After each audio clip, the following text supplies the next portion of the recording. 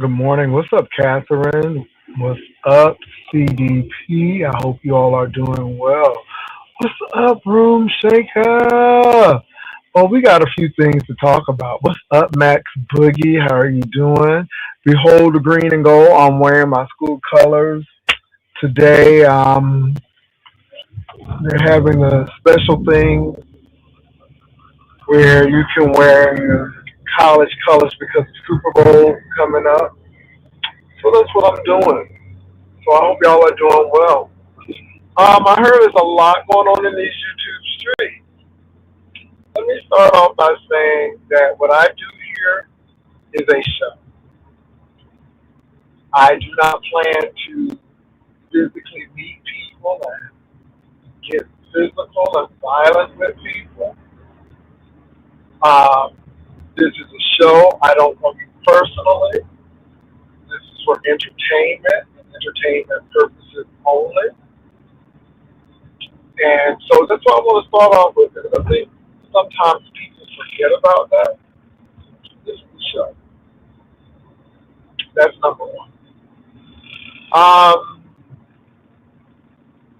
Now, this is for Jay Dunn again. Girl,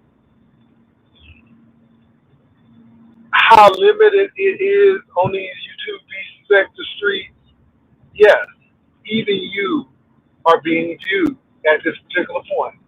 It is so scant that, yes, even someone like me will watch what you got to say. But you still can't click on my link. And you still are not welcome on my platform. I don't know how hard that could be. So I watch Jay Dunn, but you ain't clicking on my platform. It's just that simple. So my name is the name that pays. Some of these girls, I'm telling you. Anyway, um, so I had a chance to look at some of her commentary, and she talked about Brianna and Pizarro and Lady League. People got to do what they got to do, I guess. I guess people got to do what they got to do. If they feel like they need to move on and go to other pastures, I don't. I would do it. I'm not gonna leave unless I want to leave, not because somebody's page got struck or how people feel about me, and that's foolish. You're doing a show. Do your show. It's just that simple. Do your show. And when it's time to log on, log on. But don't leave because somebody is forcing you to leave. If you leave, make sure you leave because you want to, and not because somebody's making you. Yeah. So I'm hearing that Cesaro talking about doing conspiracy theories, and Nika talking about doing true crime. That's what they saying. Okay. Child, when that money ain't hit like it used to hit, they'll be back. They may not be, but we'll see. We'll see. What's up, Toya? What's up, Miss Vegas? What's up? Just trying to figure it out. I'm just trying to figure it out too. So, then I guess Goofy is trying to make something big. Y'all know Goofy is a crap starter. And you know, he was probably a little ticked off because he couldn't do on my channel what he does on Lemon's channel. So yeah, let me say something real quick. Hold on for a minute.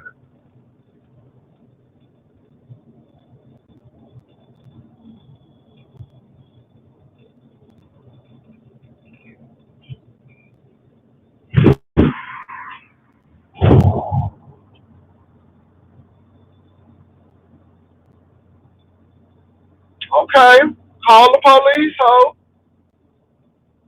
Call the police. Sir Matt, go call them. Call them. San Antonio police. Give them a call. Give them a ring. Tell them I read some text messages.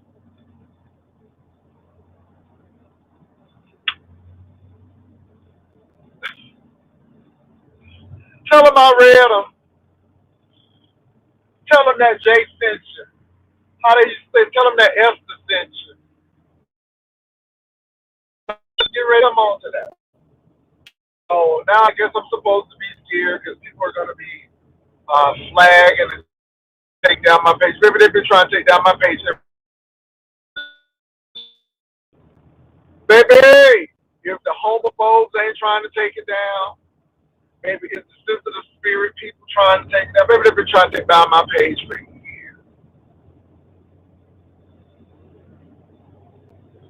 So it is what it is, and God bless everybody. I'm in such a good space right now. It's just like, okay, do what you can do, whatever. You can say whatever. I'm so high. That's how I'm feeling right now. That's how I'm feeling right now. Um, I may. It depends. It depends. It depends. It depends. It depends. So,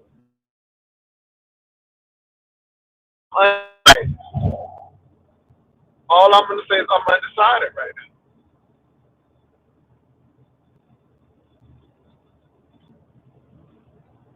That's all I can say. I'm undecided right now. But I'm not going anywhere. But I'm decided right now.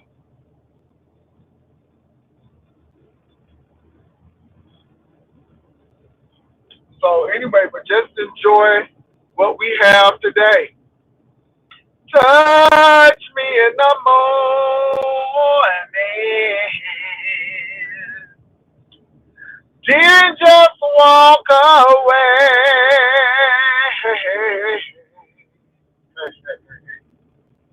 We don't have tomorrow, but we had yesterday.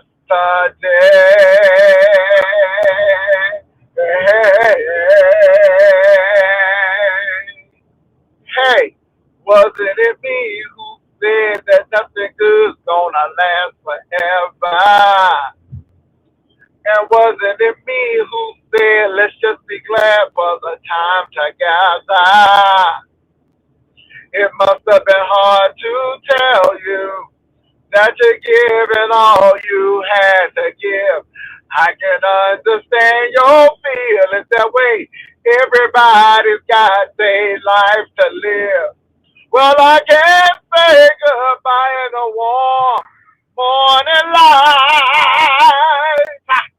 But I can't watch love die in the warm of the night. If I got to be strong, don't you know I have a night? Come on now. Touch me in the morning. Wasn't it me who said that nothing good's gonna last forever? Then just walk away. Okay, baby. Touch me in the morning. Huh? And then just walk away. Behold the green and the gold. Ooh, touch me in the morning. So anyway, though, I'm not leaving yet, baby. Y'all act like I'm leaving, but we gotta see. First of all, I gotta get it. Now I'm in the running for it, but that don't mean I have it. But we believe in God, and we'll see what happens. But either way, it is well with my soul. Now, I heard a lot of people are mad, people are angry and upset. And all I'm going to say is the Bible said, be angry, but sin not. Be angry, but sin not. So please don't sin. Hey, Miss Vegas, how y'all doing? Y'all, let me tell y'all something. There's so much going on in the beach center, but nothing going on. So I'm here in Sour Patch screaming all at 3 o'clock in the morning.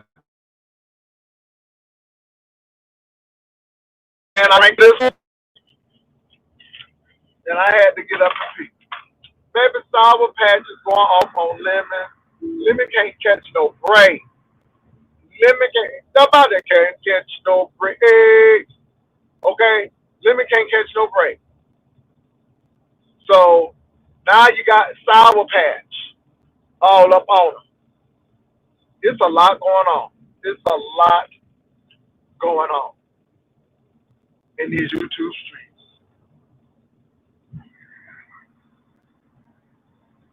And now they said everybody got a little search for Big Man. Everybody searching for Big Man. Big Man, is you okay? They said that nobody ain't seen Big Man. Is Big Man all right? Anybody seen Big Man? Has Big Man showed up in somebody chat? They said Big Man is gone MIA. Mm-mm-mm. I hope everything okay with Big Man. Hold on, y'all. I'm getting ready to go get some gas. Let me read these comments. I'm gonna go get some gas. Now look, I am leaving for a minute. I am going to get some gas. Okay, I am going to get some gas. I will be back. I am going to get some gas. I'm just letting y'all know because y'all be losing sleep when I ain't up here. So Usher, tell the people thank you very much that I'm going down yonder at the gas station. I spoke to him. I spoke to him. Just pray for him. Oh, so you spoke to him? He's going through something. Okay. So Big Man is alive. Seems like Big Man is going through some challenges. Keep him in prayer, according to Max Boogie. Thank you, Max, for letting you know that. I clicked on Tommy and he was snorting like a bull. Y'all Jesus touch Tommy. Y'all, let me go get my food. I'll be right back. Going to get some gas too. I'll be back.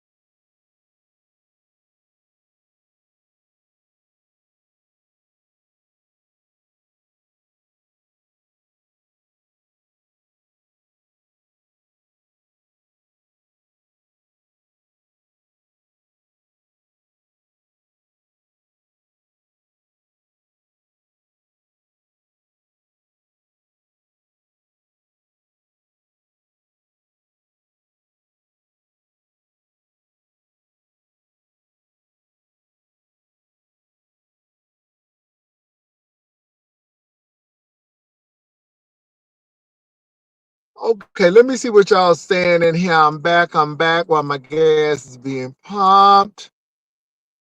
Okay. Yo.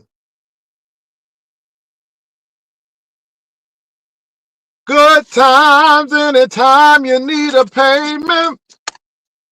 Anytime you need a friend. Anytime you're going under. Keeping your head above water. Making the way that you can. Temporary layoff. Good time. Easy crave to rip off. Scratching and surviving. Hanging in the child line. Good time. Ain't we lucky we got 'em? Good time.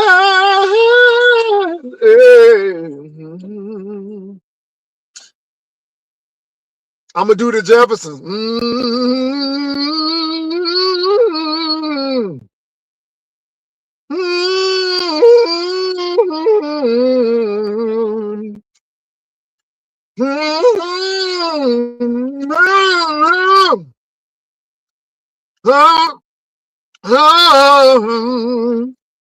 We're moving on up. Come on now. This egg bowl is good. Huh.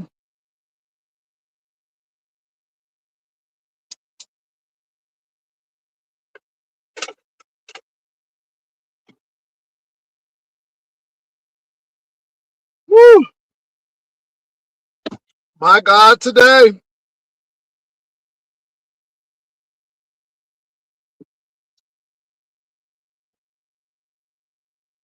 So anyway, now I heard that Brian is striking everybody paid. And Goosey said mine is the next. My God, today, Goosey. Pray for me. Pray for me how to touch. Joe, they taking pages, hide your wife, hide your kids, hide your page. Blind and snatching pages. Baby, they snatching them up. They snatching them up. And people leaving. Baby, the beef set they're gonna be empty. Baby, y'all is giving me abandoned mall. Okay, with just the dealers in it. Okay. Okay, Macy's done closed. Okay, the Sears done closed. JC Penney's hanging on by a thread.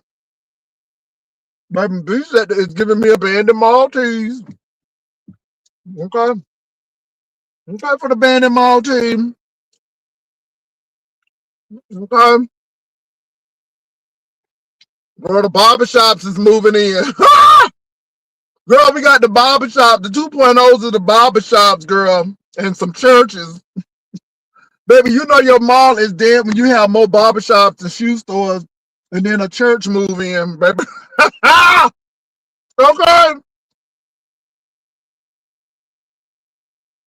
All these abandoned stores. My God, today.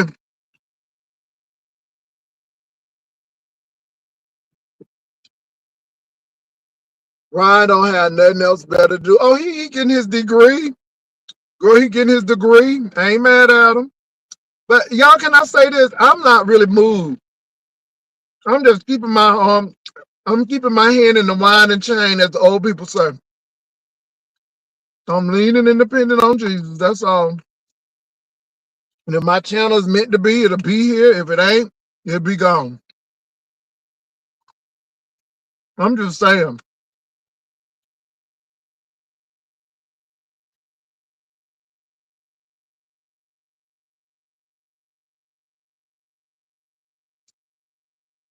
You know, I don't know what's going on with people. I can't really put my finger on what people be thinking when they doing this kind of stuff. How do they really feel? Breonna must have really hurt him. Because I do think the measures are draconian, but he has his reasons for doing it. And it is what it is. But baby, y'all got y'all sector looking like an old nasty piece of abandoned mall, honey, with only J.C. Penney's and the dealers left. Y'all used to have Nordstrom's, Macy's, okay? And then y'all used to have a Hex department store. And all the store, only two left. Okay? And Forever 21 done closed. Baby, y'all looking like an abandoned mall up in here. Okay?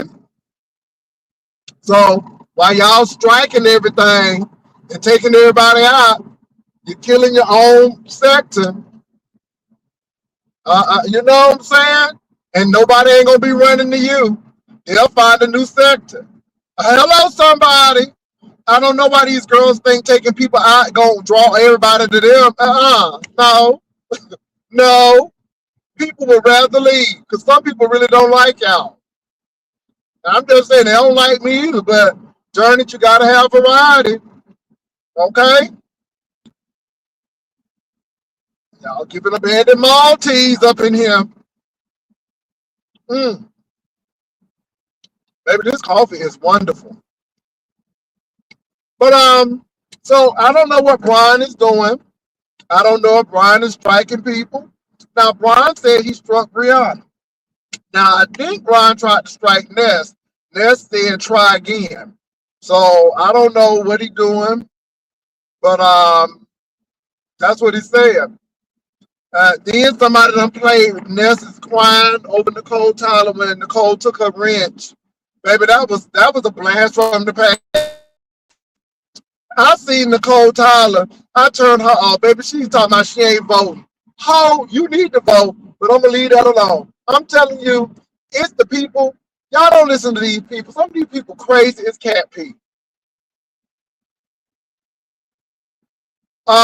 Diva Tomboys had Nicole Tyler when she was doing the car thing, and sure enough, it was Ness. Ness was very hurt by that wrench. Ness was very hurt by that wrench. Let's say, you know, you're one of my favorites, and girl, I was hollering. Come on, it's just a wrench.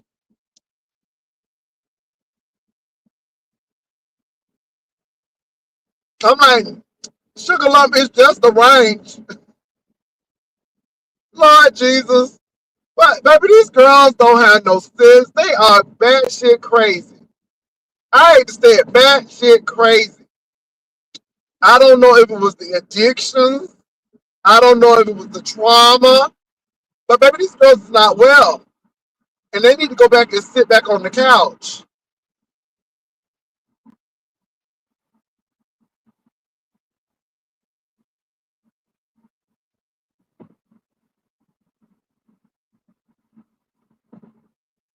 Mm. Well, like I said, I don't know what's going on in her life. I don't go over there. She don't come over. Well, she do come over here. Okay, she be coming over here. But I don't go over there. I don't care. I mean, it is what it is, baby. And then this Lemon thing, everybody piling up on Lemon. But again, y'all love them. And let me say this. I don't have a problem with Lemon. But when you start telling people you the king of this, and everybody is trash to you, and you treat people like dirt, and you cussing folk out, and baby, people get tired of that. Stephanie said I was blocked by uh, Trend, so I don't go over there.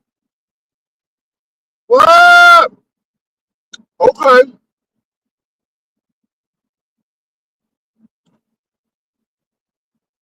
Let me tell you something.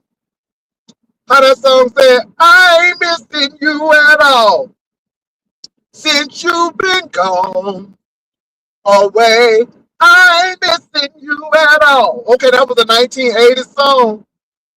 And that's what I feel. I ain't missing you at all. And that rock hard titty hoe tried to come back up here.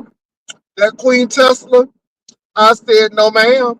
Because people think that, it's a new season. I don't got time for y'all. Ho, you don't see it for me. I don't see it for you. We moving right along. Okay? Now, what's that girl name? Jelly Roll? Look, Jelly Roll, aka J Dunn. Girl, I watch you. You just can't click over my link. That's it. I just don't want you in my presence because you's a nasty somebody.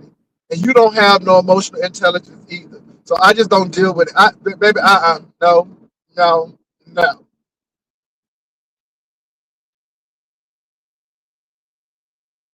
Now, when you take your medication and I guess when that machine hit it right, you know how to act. And your show's been pretty decent. I'm gonna give you that. It's been pretty decent, but not decent enough to make me want to put you on my platform. Absolutely not. Because you crazy as cat P too. As soon as you get a whiff of opportunity, here you go cutting up. Hell no. Mm-mm. Stephanie, people play too much.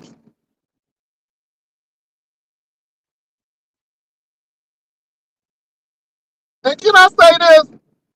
Baby, whatever I bring to this table, whatever commentary or content I bring, it is what it is. If I need a panel, if I don't need a panel, whatever. I do what I do. I do. I do what I do. But ain't nobody missing y'all. Y'all got issues and stuff. And then I heard Pizarro say last night, Pizarro said, ain't a hoe gonna tell me how to talk to my child and they don't even have theirs. He said, girl, you don't even have your son. Child, I just cut it off right then and there because I knew where it was going. Pizarro said her children almost grown.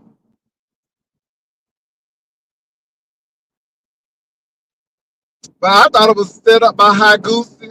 And like I said, hey, I don't tell parents how to raise their children. If y'all feel that, this, it is what it is. I don't get into it. There are certain ways that I would maybe talk to people, but some people talk to people like they want to talk to people, and that's it. I am not endorsing it. I'm not condoning it, but I ain't nobody. Look, I don't have no children. I just got a dog, and I keep it moving.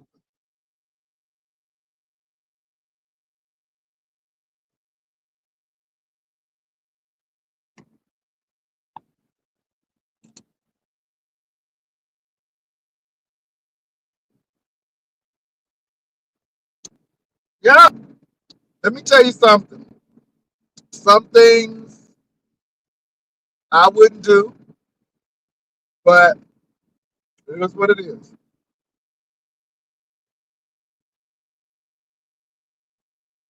Well, you're right about that, Stephen.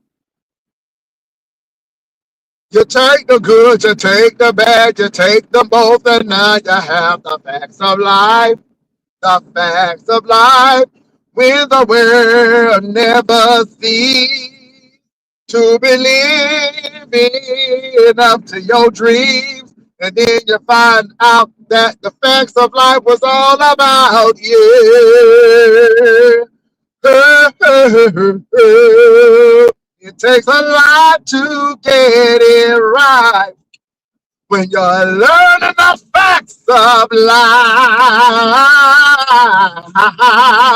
Oh, the facts of life. Woo, the facts of life. Ah, woo, come on now. Y'all heard that? Uh, that mean that felt good. Okay? It takes a lot to get it right. Mm. Ooh, that coffee is a blessing to my spirit.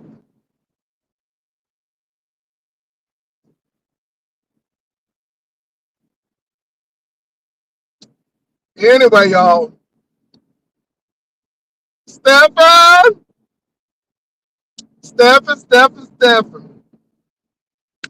Stephen, you better not get Brian angry. He'll get your page too. Can I say this? Now, you know I was throwing shade at Brian when I said, okay, Goose is up here. Okay, so Brian, we got somebody more interested. I was throwing shade. I was throwing shade, and I knew y'all was gonna catch it, and it was coming. I felt that was kind of rude. I felt that it was my show. I felt it was like Joan Rivers doing her fashion. I felt that. But let me tell you who's a bad bee. Let me tell you who I watched and I was rolling.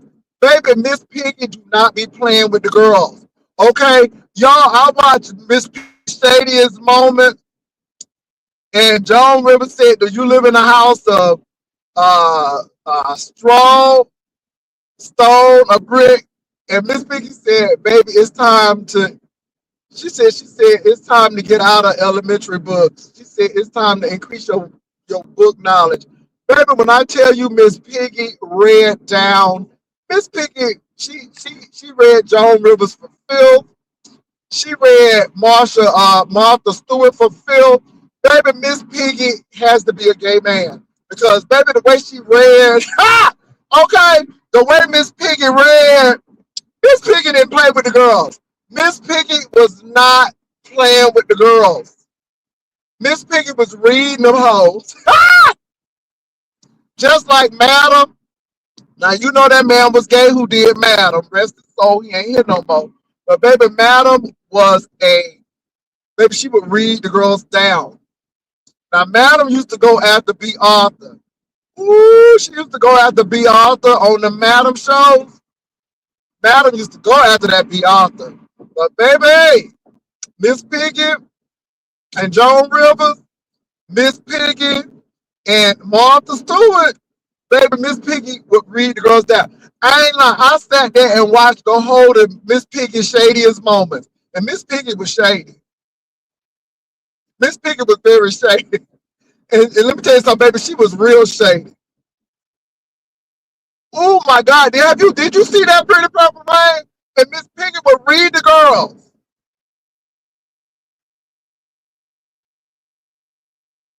Joan Rivers was beast. And so, again, let me tell you something. Joan Rivers didn't give a damn if you liked her or not. Joan Rivers, know she had facelifts and stuff. You just gotta love Joan Rivers. Oh my God! But Miss Joan Rivers and Miss Piggy, baby, Miss Piggy, I know that Muppet, that man is gay. Who played that Muppet? Yeah, Beyonce had her own show. She used to feature Rock Hudson and Melba Moore. Yeah, she had a good show. Baby, no, I mean Patti LaBelle was on baby, her titties was very big on that Sesame Street when she was doing the ABC song. But baby, Patti did take you to church. Patti LaBelle did take you to church on that Sesame Street. Her titties was out there, but she sure did take you to church for that Sesame Street. Let me tell you who else read the girls down, baby. That Kiki Mapisha, baby Kiki Mapisha, A B B D C E F G D E F G E F G H H. Ah, come on. She said A B C D E F G. Baby. And somebody called the Holy Ghost. I think it might have been Janice, but baby, they were playing them tambourine. Ah, baby, Muppet Show used to be everything.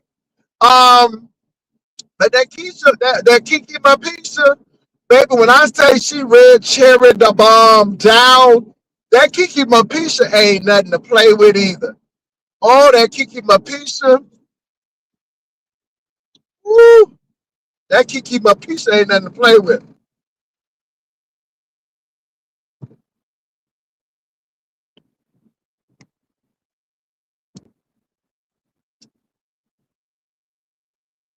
Baby, they started dancing. And Patty hit that high note. She said, oh, she said, A, B, C, D, E, F, G, A, B, C, D, E, F, G, H, H, I, I. Baby, Patty took the girls to church saying their ABCs. Okay, I ain't gonna ever forget that. Oh my God, I'm gonna go look at that. I'm gonna go look at that today. Mm. Baby, Patty in Sesame Street. Patty sang the ABCs. Baby, let me tell you something. Patty was not playing with the girls. She said, "You better play this keyboard right." Baby, they did the gospel ABCs. I was like, Lord have mercy, and they was catching the Holy Ghost. That's what got me. Okay, on the Muppets, but anyway, and understandable, y'all. The administration wants to take that away. How many of us grew up with Schoolhouse Rock? That's what's happening. I can say, what is it? I can tell you to go get it. Verb, you're so demanding. Verb, you're so commanding. It's going, it's going, it's go.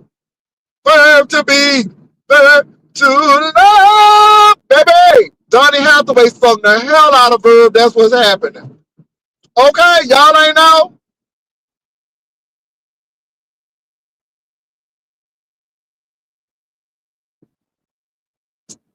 So I unpack my adjective. You can describe it with adjectives.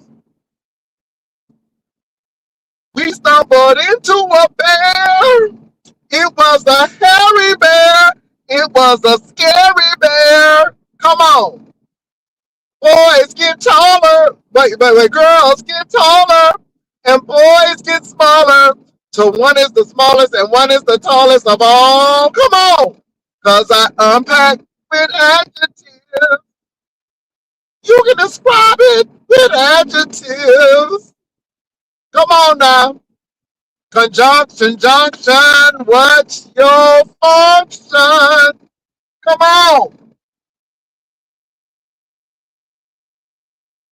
So when you're happy, yay, or sad, or frightened, eat, or glad, come on. Exclamation, hallelujah, hallelujah, hallelujah. Lottie, lottie, lottie, get your adverbs here. Come on, y'all don't know nothing about that. Y'all don't know nothing about that. Y'all don't know about that. In any place that you can go, in any place that you can show, you know that nouns. A noun's a special kind of word. It's any name you ever heard. I'm kind of interesting. A noun's a person, place, or thing. Oh, I put a dime in the red gold, just go record machine. Okay, y'all don't know nothing about that. A man and a woman have a little baby. That makes three. They a family. That's the magic number. Y'all don't know nothing about that. Y'all don't know about that.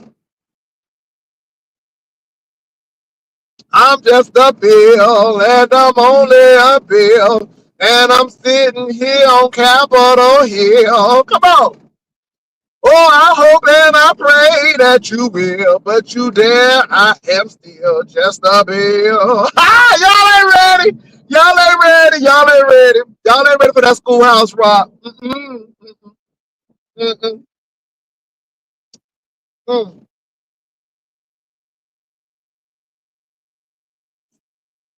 Women's suffrage and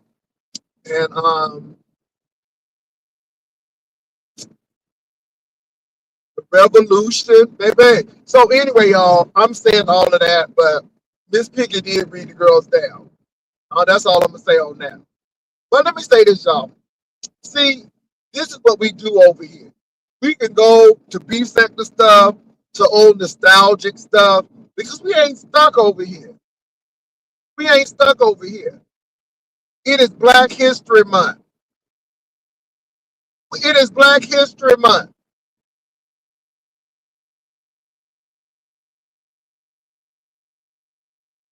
And we need to know that we have contributed a great deal to this country. And let me say this as well. We are still owed a debt, and I don't care what nobody say. If it wasn't for the manual labor of the slaves, America would not be where she is today. It was those plantations that brought the raw materials to the factories and the manufacturing factories up north to stimulate the United States economy. Period.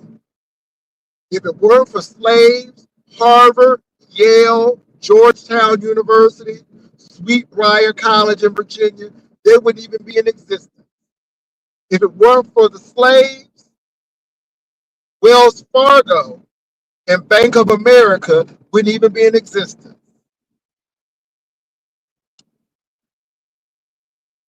Do you understand what I'm trying to say to y'all? People profited off of our work. People profited off of us because we were sold as a commodity. That's why I can't stand people selling their ass for some change. Because you've already gone through that. Oh, Jesus. I know somebody mad. I know the devil is mad right now. I know the devil is mad right now. And when you allow your circumstances to make you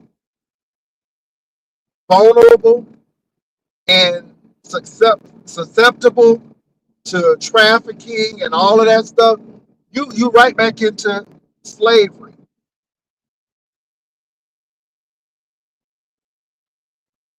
The house is always stacked against you.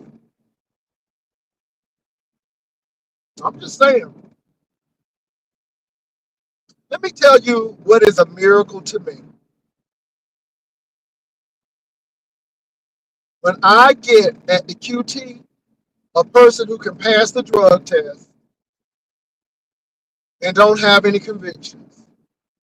Because, baby, the sky is the limit when you don't have convictions and when you can pass a P test. I know that sounds weird, but I think the drugs is a good weeding mechanism to keep people out of good paying jobs. I really do. I think going to jail is an excuse for people not to hire you. And let me say this too. You done served, you done did your time. You shouldn't have to go and be punished again. But in America, nope, nope, nope. Depending on what that felony is, you will never get a good paying job unless you become your own boss. Unless that company is very liberal and they're about second chances. Now, I know what I want to talk about. I know what I want to talk about. Hold on now. So the big story out there was about Morris Brown's president, Dr. James. Now, Dr. James was let go from Morris Brown. Okay? And they really didn't give a reason why they let him go. And Dr. James rather, came on to plead his case, social media. Now, I want y'all to catch this because all I can say is the pendulum swings both ways. And I still think the board was crappy. And I think they need to get a new board because their board is incompetent. Because what happened, he should have been fired a long time ago. But I'm going to leave that alone. So they got rid of Dr. James. only to have to bring him back again. Okay? Now, a lot of people were saying that he didn't follow the rules, that he was rude, that he only smiled in people's faces for the cameras, but off the cameras, he was totally different. So the reasons why seem very petty to me, but you know that it's deeper meanings behind.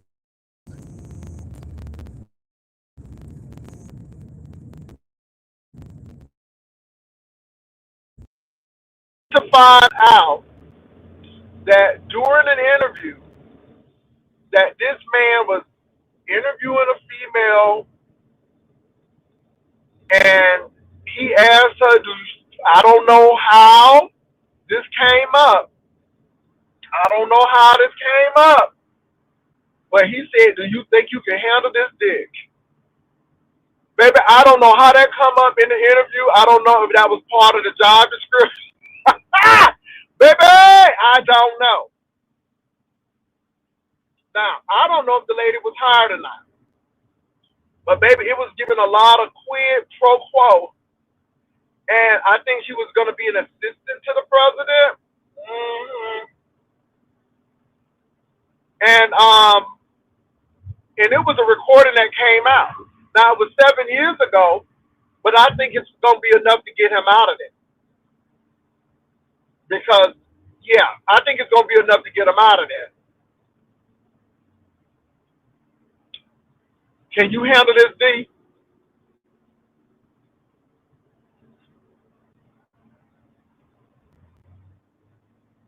So that's going to be very interesting. And let me tell you why it's so sad. Let me tell you why it's so sad, y'all. Because Morris Brown is fighting. First of all, let me say this, and this is what makes it so difficult. This man brought Morris Brown from the big club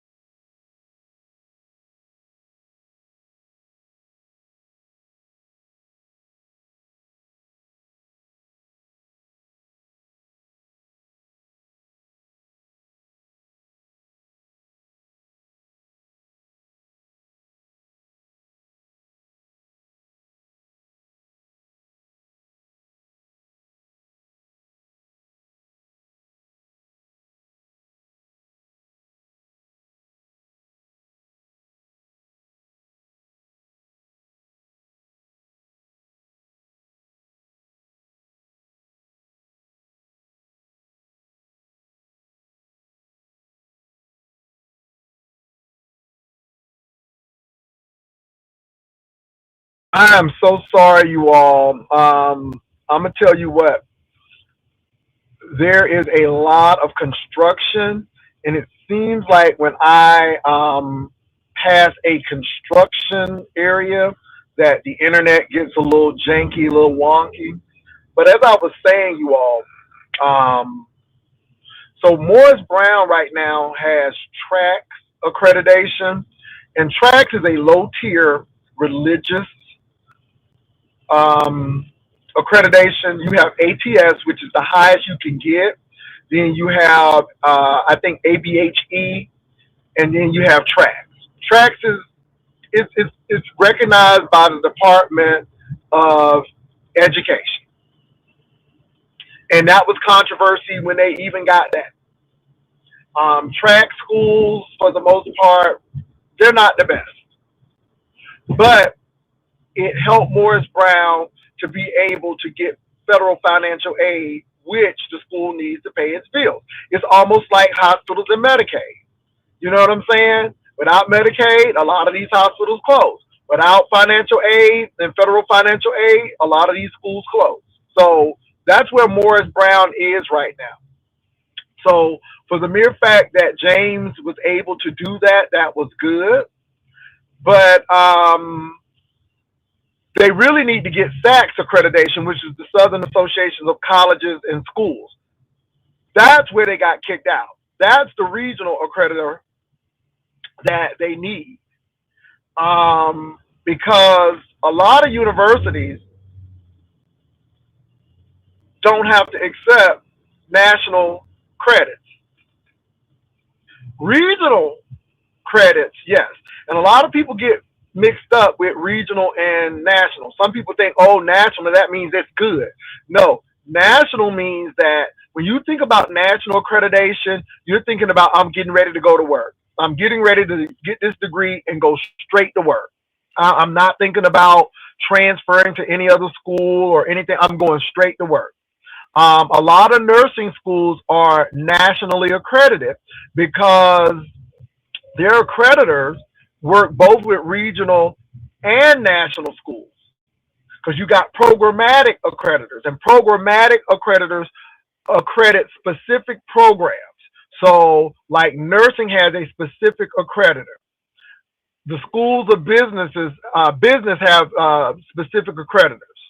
I went to a school that was accredited by the National Association of Schools of Music.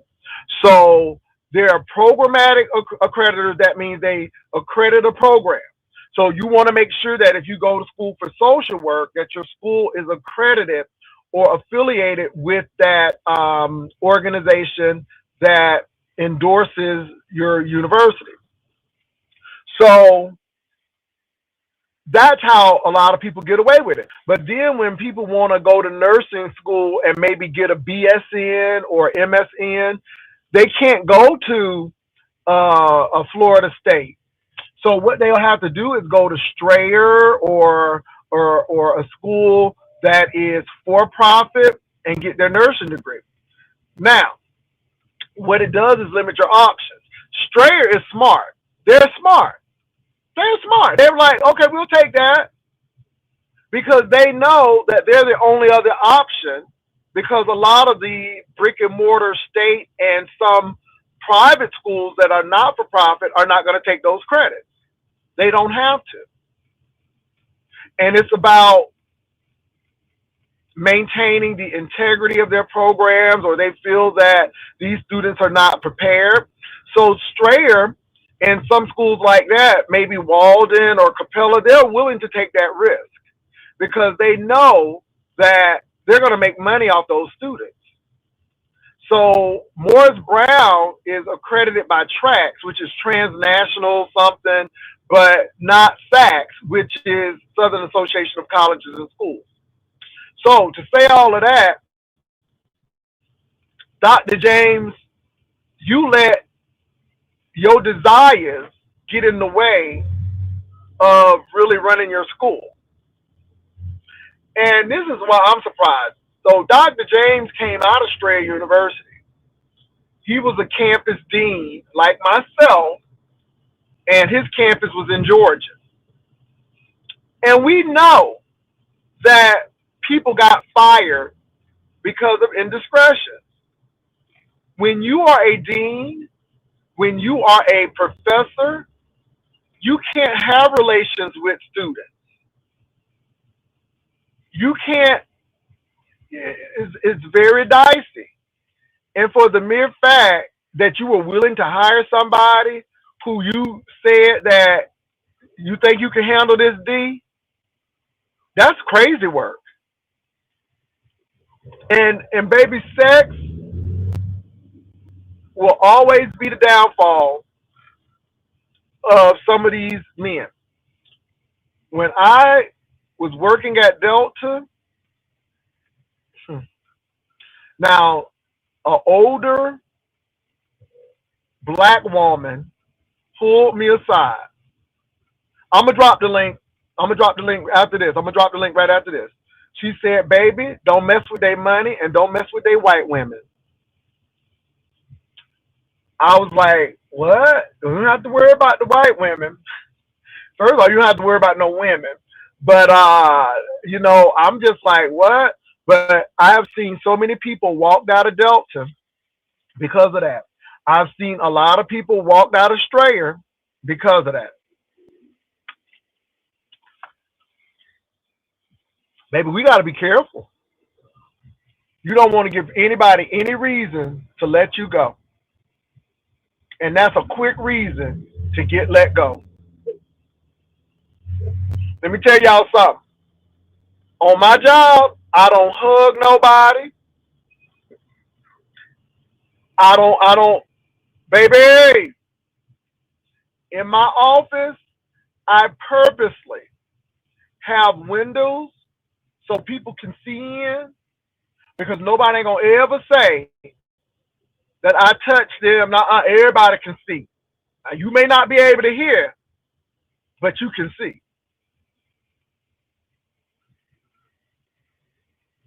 And that brings up a dilemma because in this day and age of people being really unstable and may not yeah, I I'm a little skeptical of having glass doors. Um, and I don't know because now in the era of people coming back from jobs to get revenge, yeah, I want a door that you can't see me. I'm serious, but I'm gonna say this: in my workplace, I am very very fortunate. You can't get up the elevator unless you have a phone code. You can't get in the doors unless you have a phone code, and so that's a good measure. And so if you walked off the job, they immediately take that code away from you, so you can't get up the elevator or any of those things. You gotta have that code. So that's a safety measure. But unless it's bulletproof glass, I don't know. Anyway, the link has been dropped. What's up, Vivian? The link has been dropped. And if you want to come over here and have old nasty piece of chit chat, and you can ask whatever you want to. Now that don't mean I'm gonna answer it, or that don't mean I'm gonna entertain it, but we can at least try to have a conversation. I'm in a good place. God is good. I don't know what's going on with Brian. Baby, the girls say Brian is getting ready to strike my page, girl. They say Brian is getting ready to do some devious and diabolical things. So I don't know, Bill. All I'm gonna tell the people is stay in community guidelines.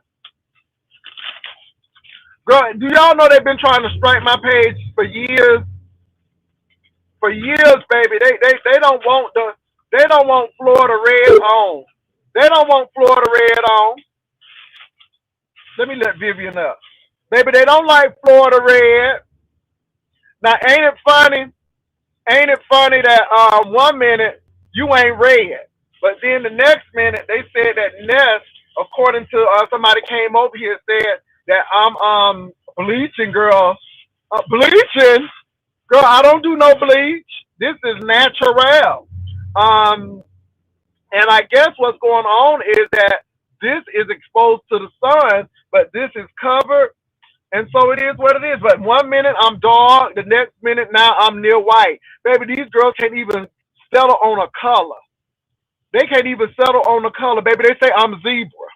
They say I'm zebra over here, Vivian. They say I'm zebra. What's Well, up, hey, Viv? hey, good morning, everybody. Bro, Jay, I just came up here to give a PSA. Y'all, I need y'all to be careful. I need y'all to be careful. First off, I would like to ask that each and every one of us keep Sister Patricia in prayer. Amen. As she go through her trying time. Amen. Yes, Then yes. then I'm gonna ask y'all to keep me in prayer. Bro, Jay, I was in the hospital all day yesterday.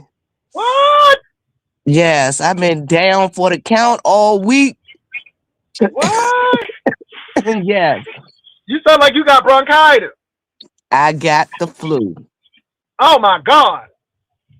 I got the flu. I mean, I Mm. was in, they thought I had the pneumonia, but it's only the flu. So it ain't How the nothing they black can people do say the to new morning? Girl, she got new morning. I'm like, what is new morning? Okay, pneumonia. Baby, they say new morning. Okay, but we gonna pray. Now, y'all, But Patricia is going through something, so please keep her in prayer. She had death in her family, so please keep her in prayer. Okay? yes, Go ahead. my other thing is, our other couple from up in California, let's keep them in prayer too. You know, our nice couple that we met from California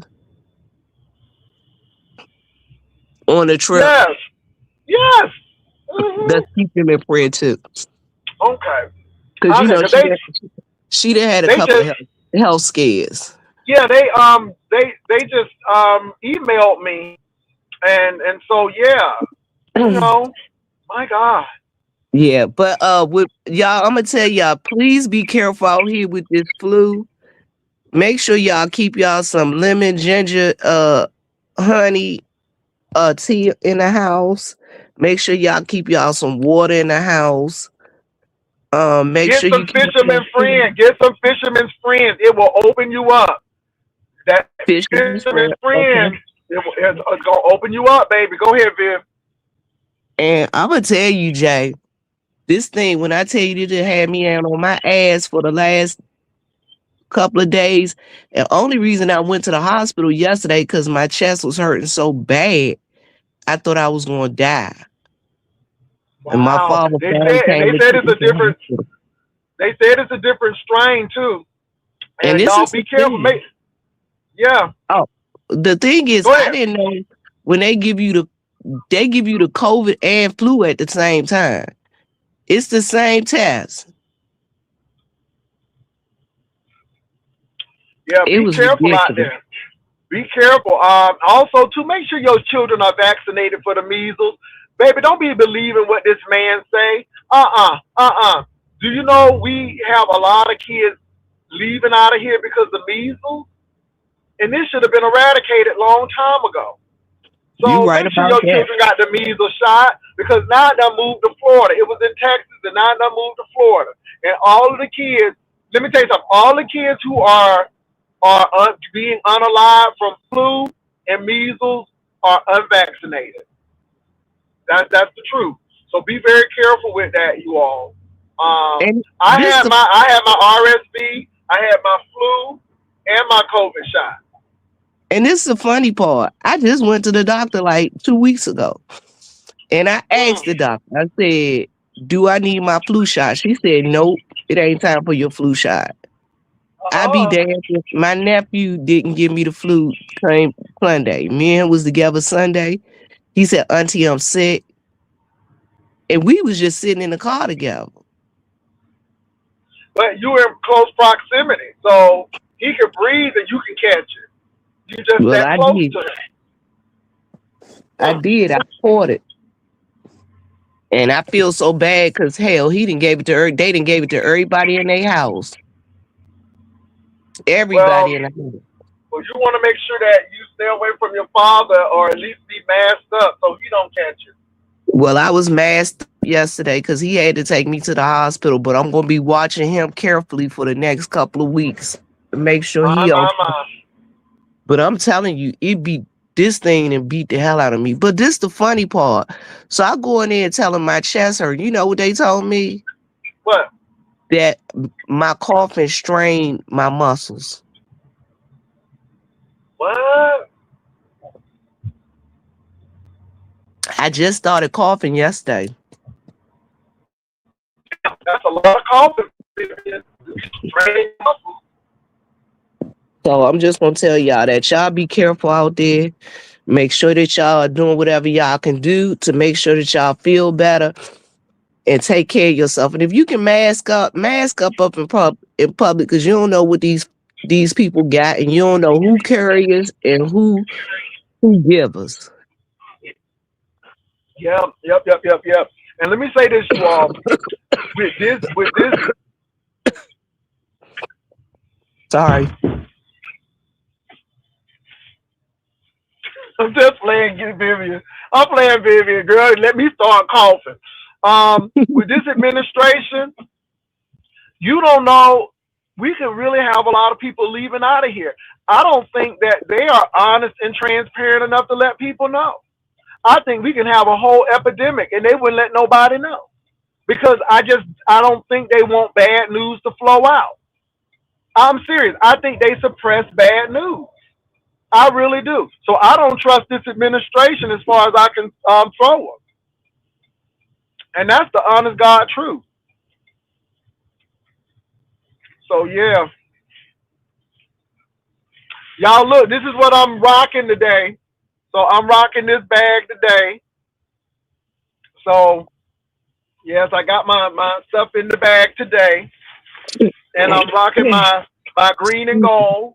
Behold the green and gold, Norfolk State University, home of the Spartans and the Spartan Legion Band. Grammy winning Spartan Legion Band. So yes. And but Jay, Vivian, I hope you feel better. Go ahead. I do. I think I am. You know, after I felt a lot better after they gave me the fluids. You know, they gave me some IV medicine, and then they gave me some fluids because I was sick, Jay. I'm talking about laid out in the bathroom floor for about an hour, the dog barking and trying to keep me awake, sick. It was ridiculous. Let me say something to y'all. Especially the people who done served in the military. Baby, they done shot y'all with everything. Okay? They done shot y'all with everything. And y'all still living. As Gen X, baby, we had to take boosters and we had to get shot for everything. We had to get shots for everything. And we still here. We have fluoride in the water. That's why our teeth ain't bad. Unless you didn't brush your teeth. Because people don't know in the military, when you in the military, that scene where you see people when they walking through a line and they got people with them guns, them booster guns, and they hitting you on both sides. That's true. Yeah. Mm-hmm. And the thing is, unless you could prove to them you had all of them vaccines, you was getting them all again. That's right. And then nobody ain't died. Ain't nobody died. And guess what? If you was going overseas, you was begging for all of them shots.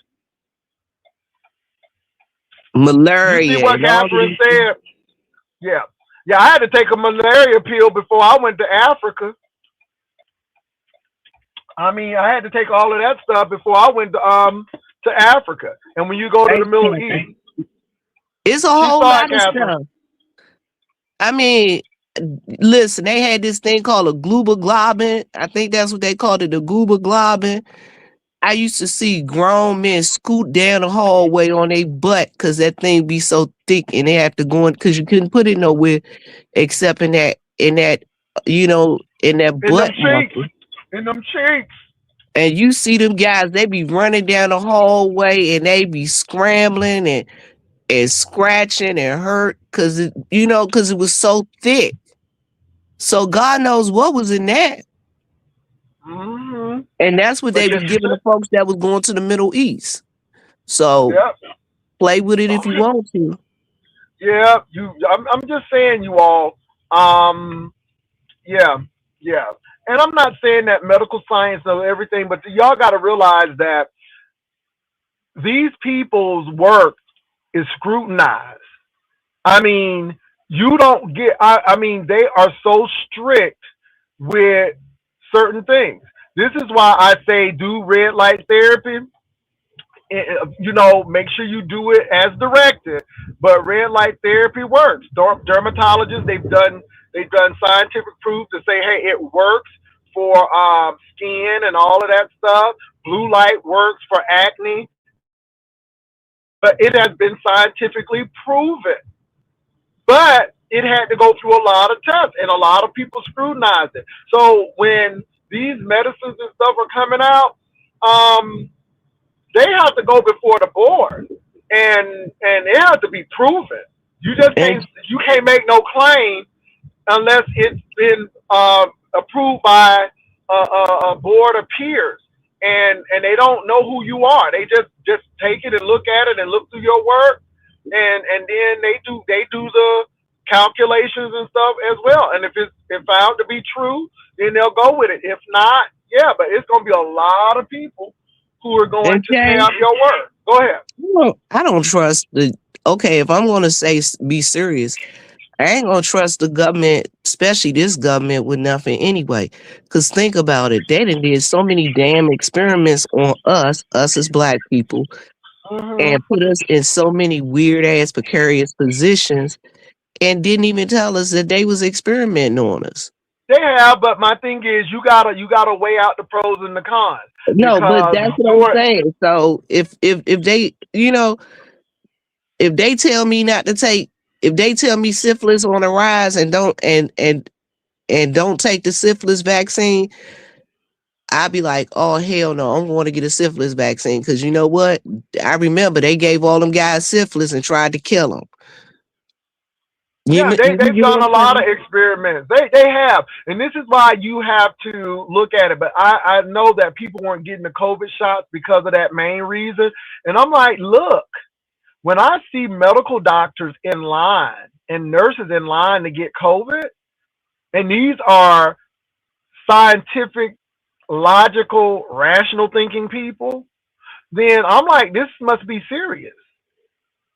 So I just think you got to be very careful and do the research, but make sure, y'all. Let me tell y'all, make sure you do the research, but make sure the source that you get is a reputable source, not a conspiracy theorist, not a vlog, but a reputable source. And now you better even source the AI, because let me tell you something. AI looks so real now. You better source to see if it's AI, because again, a lot of stuff can be altered because AI is so good now that you may be getting yourself in trouble. So all I'm saying is, even with the onslaught of AI, you got to check to make sure, because yeah, you just don't know these days. And I just think this is why it's important to really search for truth and to look for signs of things that are not true. And that's what I'm saying. Let me give y'all an example too. I am really fascinated with luxury bags, not because I want to own one. I'm interested in it because of Leather Tannerstein.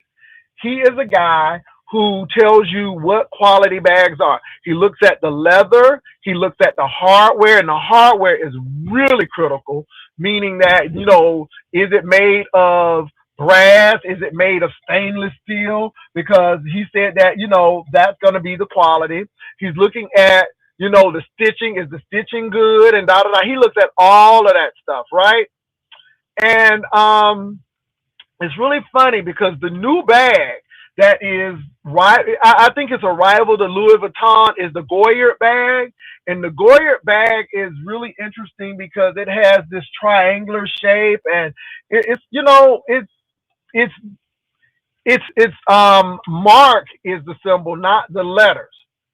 And it's funny because I was on eBay looking at Goyard bags, and Goyard, they're very meticulous of how they line their stuff up. You know what I'm saying? It has to be lined up right. It can't be off center. And so I was looking at this bag, and when I tell you the bag was tight, but I'm like, something's off, and realized that the patterns weren't lining up, and I'm like, that may be a fraudulent Goyard bag rather. And so what I'm trying to say is, when you educate yourself, you learn what is real, what is not real, and there are some red flags that really set you off to say that that's not real, or that's fake, that's fraudulent. And so I'm saying all of that to say, even with the news, where are you getting your news? You know, and I'm serious. Even in the beef sector, who's the source? And what is their track record of telling the truth? Do they have a track record of embellishing and lying? And you ask yourself that question. And so that's what I'm telling y'all now. So yeah, y'all just make sure you all really consider the source before y'all start taking things as gospel. That's why I say, how you know this? So when somebody tells me something about somebody, I say, well, how do you know this? Who, what, where? And then you make your decision. Okay, Stephen, I see you want to come on like that, though.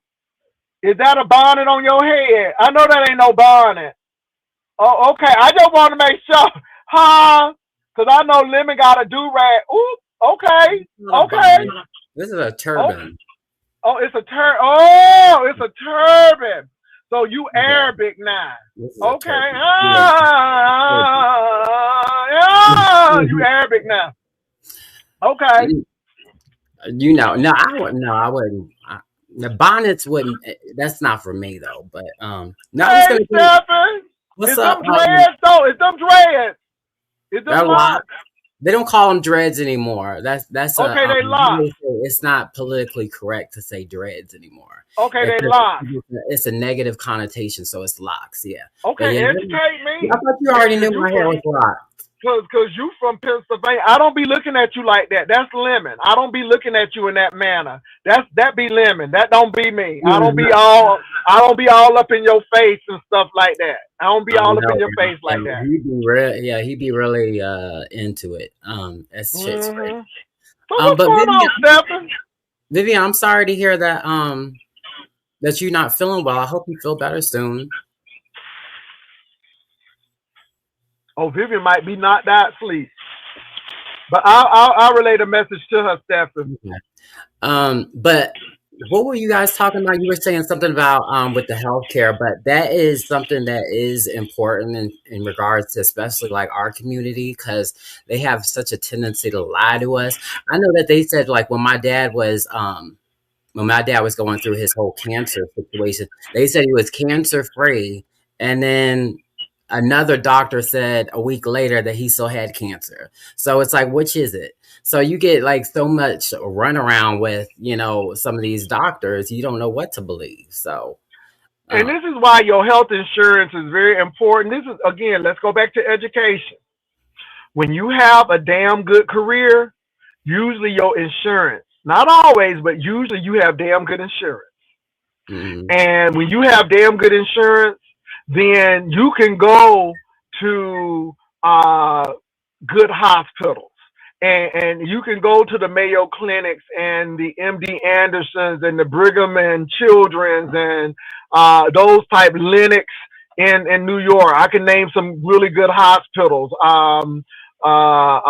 Adventist Health in Florida, Loma Linda in California. You can go to those good hospitals. And I always tell people you want to at least get three opinions, at least three opinions, because again, you want to make sure everything is okay, and you know your body better than anybody else. And so, and with black people, we have to fight because again, sometimes we can be ignored, and you gotta really fight to say, "Hey, I'm not feeling this." But this is why you want to get a good job with good education so you can have some good medical insurance. Girl, that is not Michael Jackson. That Well, is first of all, that man ain't bleached his skin. who Okay, bleached y'all his so skin? messy. Wait, who bleached your Y'all skin? messy. Somebody Are said this is that Michael Jackson. person? Stephen do not look like Michael Jackson. That's what Lemon started that mess. Yeah, Lemon started that mess. If anything, I've gotten I get Prince. I don't really get Michael Jackson, but I do get Prince a You lot. do give me a little Prince. You give me a Yeah, little Prince. yeah.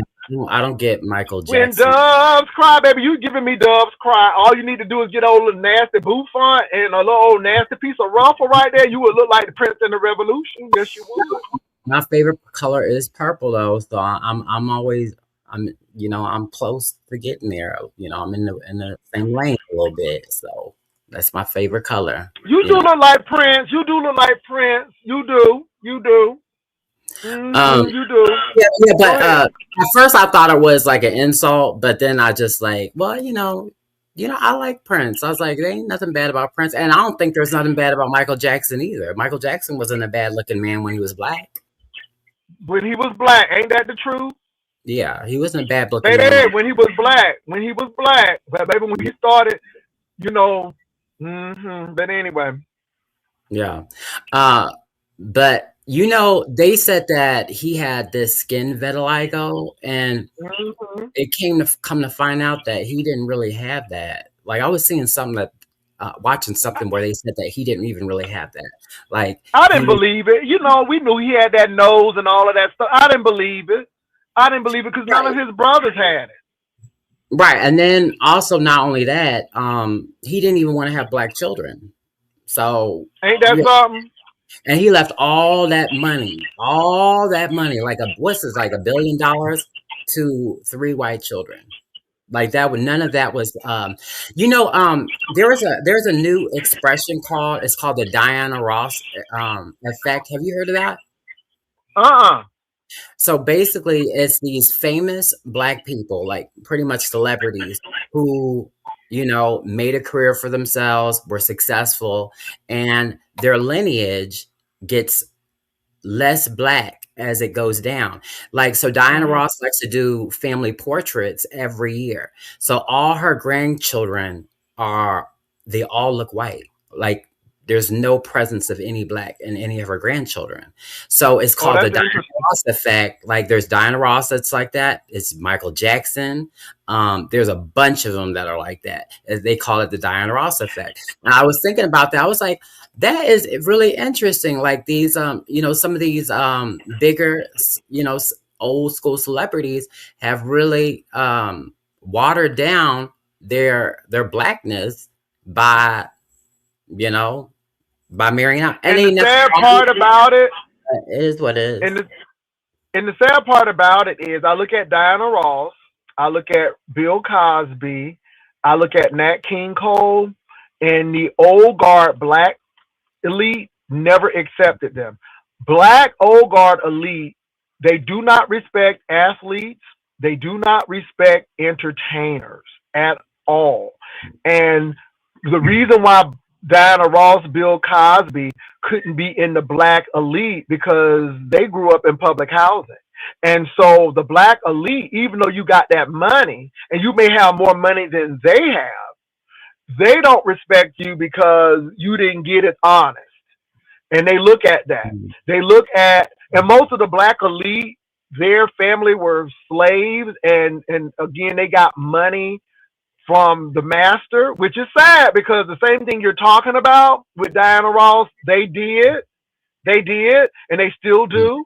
But they pride themselves off of that, and and they do think that doctors, lawyers, educators, engineers, anything like that, that's noble. But anybody who comes out of the music set, anybody who comes through entertainment, yeah. So Nat King Cole was not considered Black Old Guard, but his wife was. She Oh went to yeah, his Palmer wife was. Institute. Yeah. That's the same with Yeah, Bill Cosby. Bill Cosby's wife is a part of the black upper echelon. Like she goes that's way back. correct. Like she's a descendant of Abraham Lincoln. Like Yeah. yeah.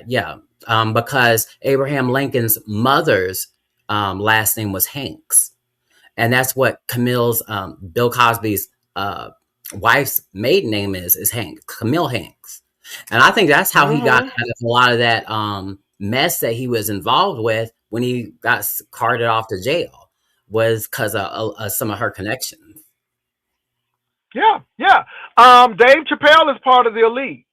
People don't understand He that. is. Dave Yeah, Chappelle's his parents were great very, granddad, yeah, great yeah. granddaddy was the president of Allen University, which was the Episcopal African Methodist Episcopalian school, and Chappelle Hall is named after Dave Chappelle's great grandfather.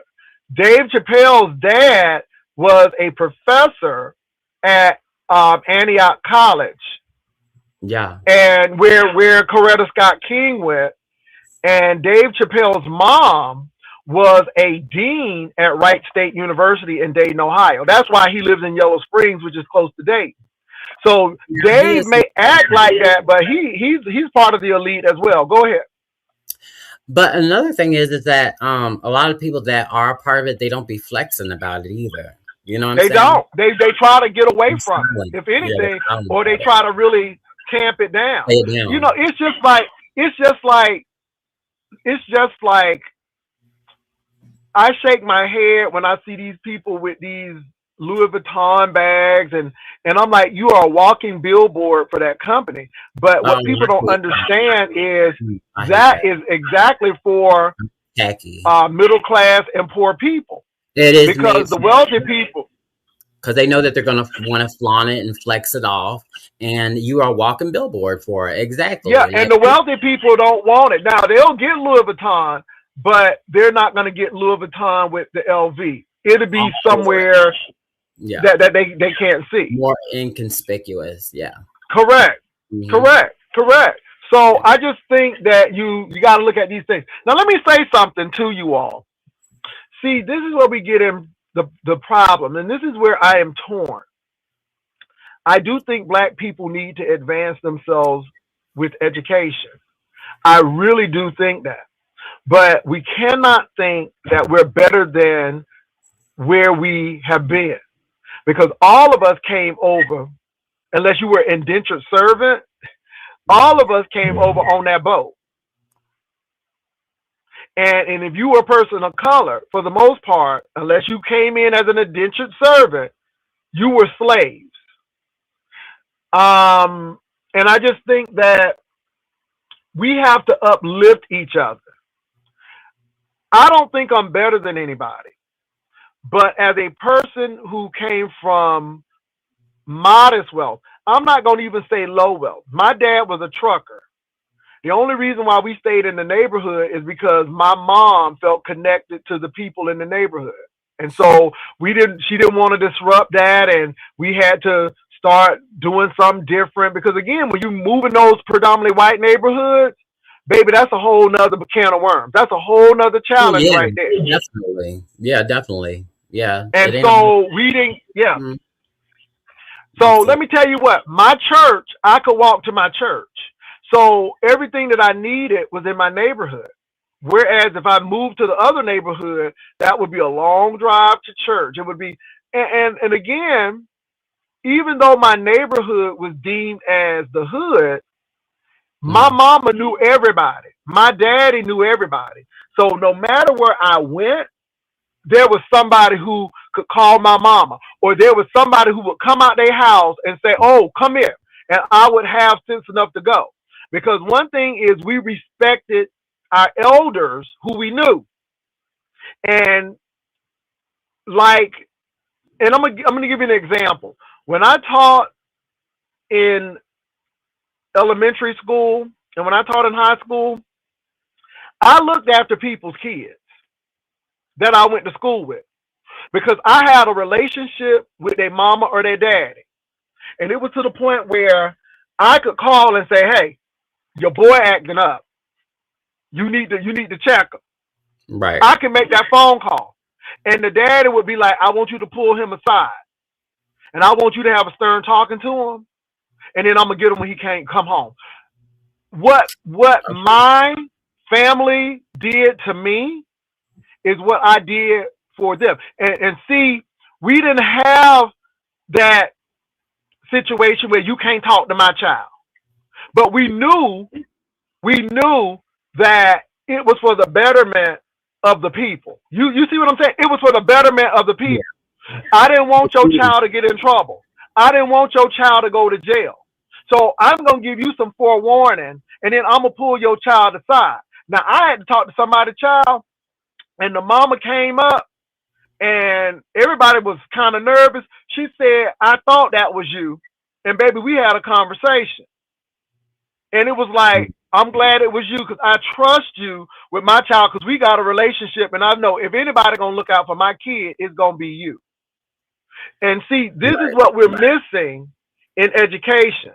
Because when you went to segregated schools, your mama or daddy either went to church with these people, they had went to school with these people. It was some kind of social connection that they had to these people. So there was an interest because I know you, I know your child. I want your child to succeed. And I don't think we have that right now. Yeah. And I do think that that's a problem because I found myself doing that. And I think that's what I do now, Stephen, because I don't like that Tommy and Castro situation. I don't hate them, but I just see where it's going to go if they don't stop it. I see where it's going to end. Somebody is going to really hinder their options. I see it. And it's not because you hate them. It's because you better than your situations. You're better than the circumstances that you're putting yourself in. Right. Yeah. No, I totally understand. But the thing with it is that you do also have to say is it the school's responsibility to raise these kids though too? You know what I'm saying? A lot of parents now are putting a lot of responsibility and expectations on school teachers to raise their kids. And it shouldn't be that way. Like, you know, when kids get home from school, they should still have their parents like looking over their homework and whatnot. And I have a couple friends that are teachers, and they say it's damn near impossible to get some of these students to do any of their homework. So, you know, there's that too. Is that the school can't raise your kids? They can't. But let me say this, Stephen. Again, as a former elementary and high school teacher, I put it on the parents.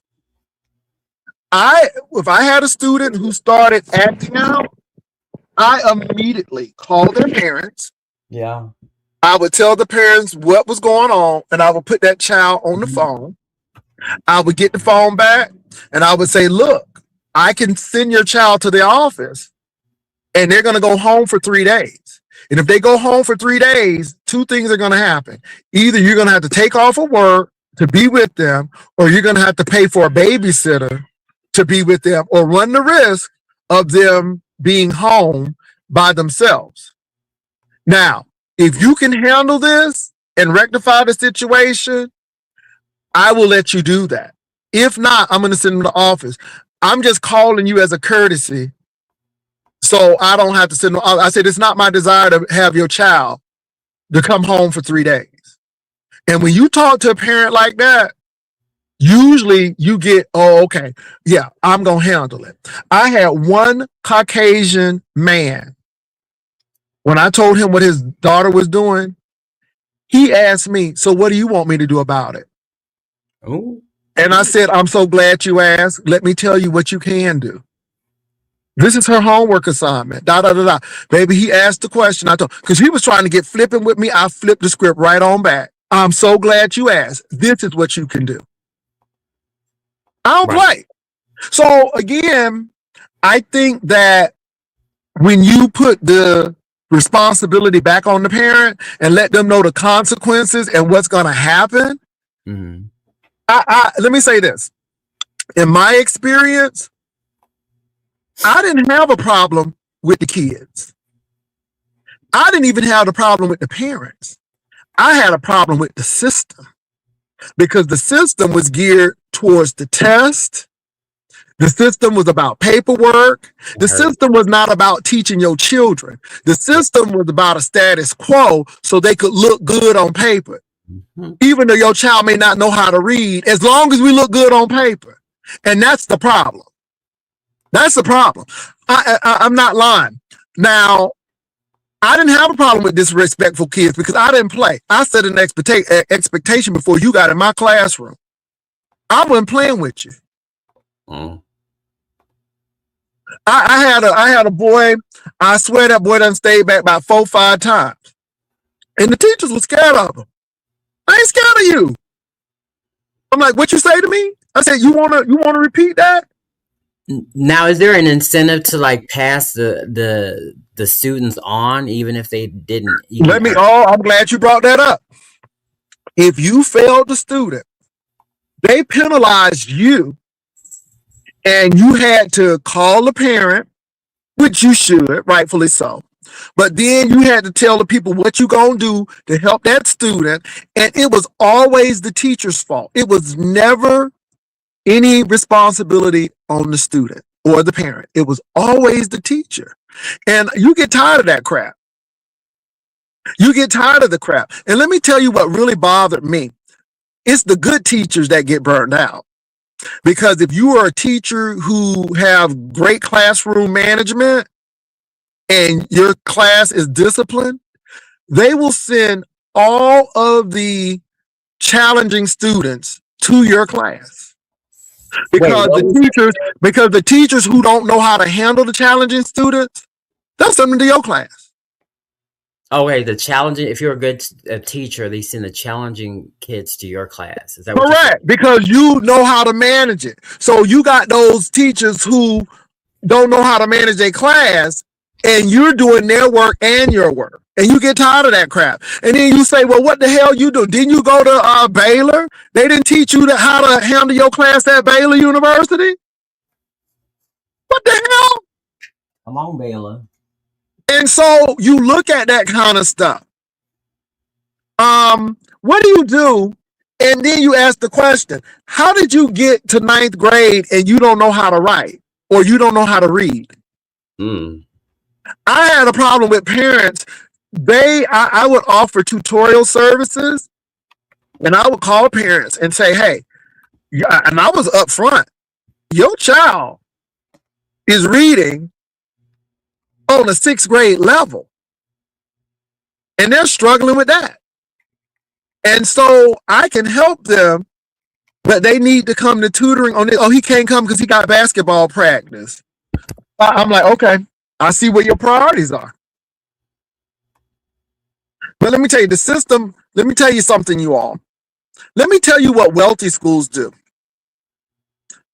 The blue ribbon schools, they got bad students, but they will pass your child on to keep that blue ribbon status, but they're hurting your child in the end because your child has a false sense of education. And then when they go apply for colleges, they can't get in because you know why? That school didn't really teach them anything. They just push them along so they can get them out and keep their blue ribbon status. Mm-hmm. I'm just being real with you all. I hate to say it, unless I know that school district, I would put my child in a private school. Because when I'm paying for it, I'm still paying for it with taxes. My taxes still pay for it. But when I pay, I would say I had my I was telling a story, and I might have related wrong, but I was telling a story about like what my dad had said something about certain school districts, and certain school districts just so happen to be failing. And it wasn't a matter of race; it's just the fact that some of the public schools, that's just the way it was, unfortunately. But that's why he made it. It was very important for him to send us to like a private school, like going forward. And there is a difference between like private school versus public school. Like there's more attention, there's less students per teacher. That Correct. That's the biggest thing right there. How you and gonna have 40 students in your class if you got 7 behavior problems? Then you done missed it. And let me tell you something. I'm serious. I have seen classes with 1 teacher and 35 students. That's nearly impossible. that's crazy. I'm being real with you all.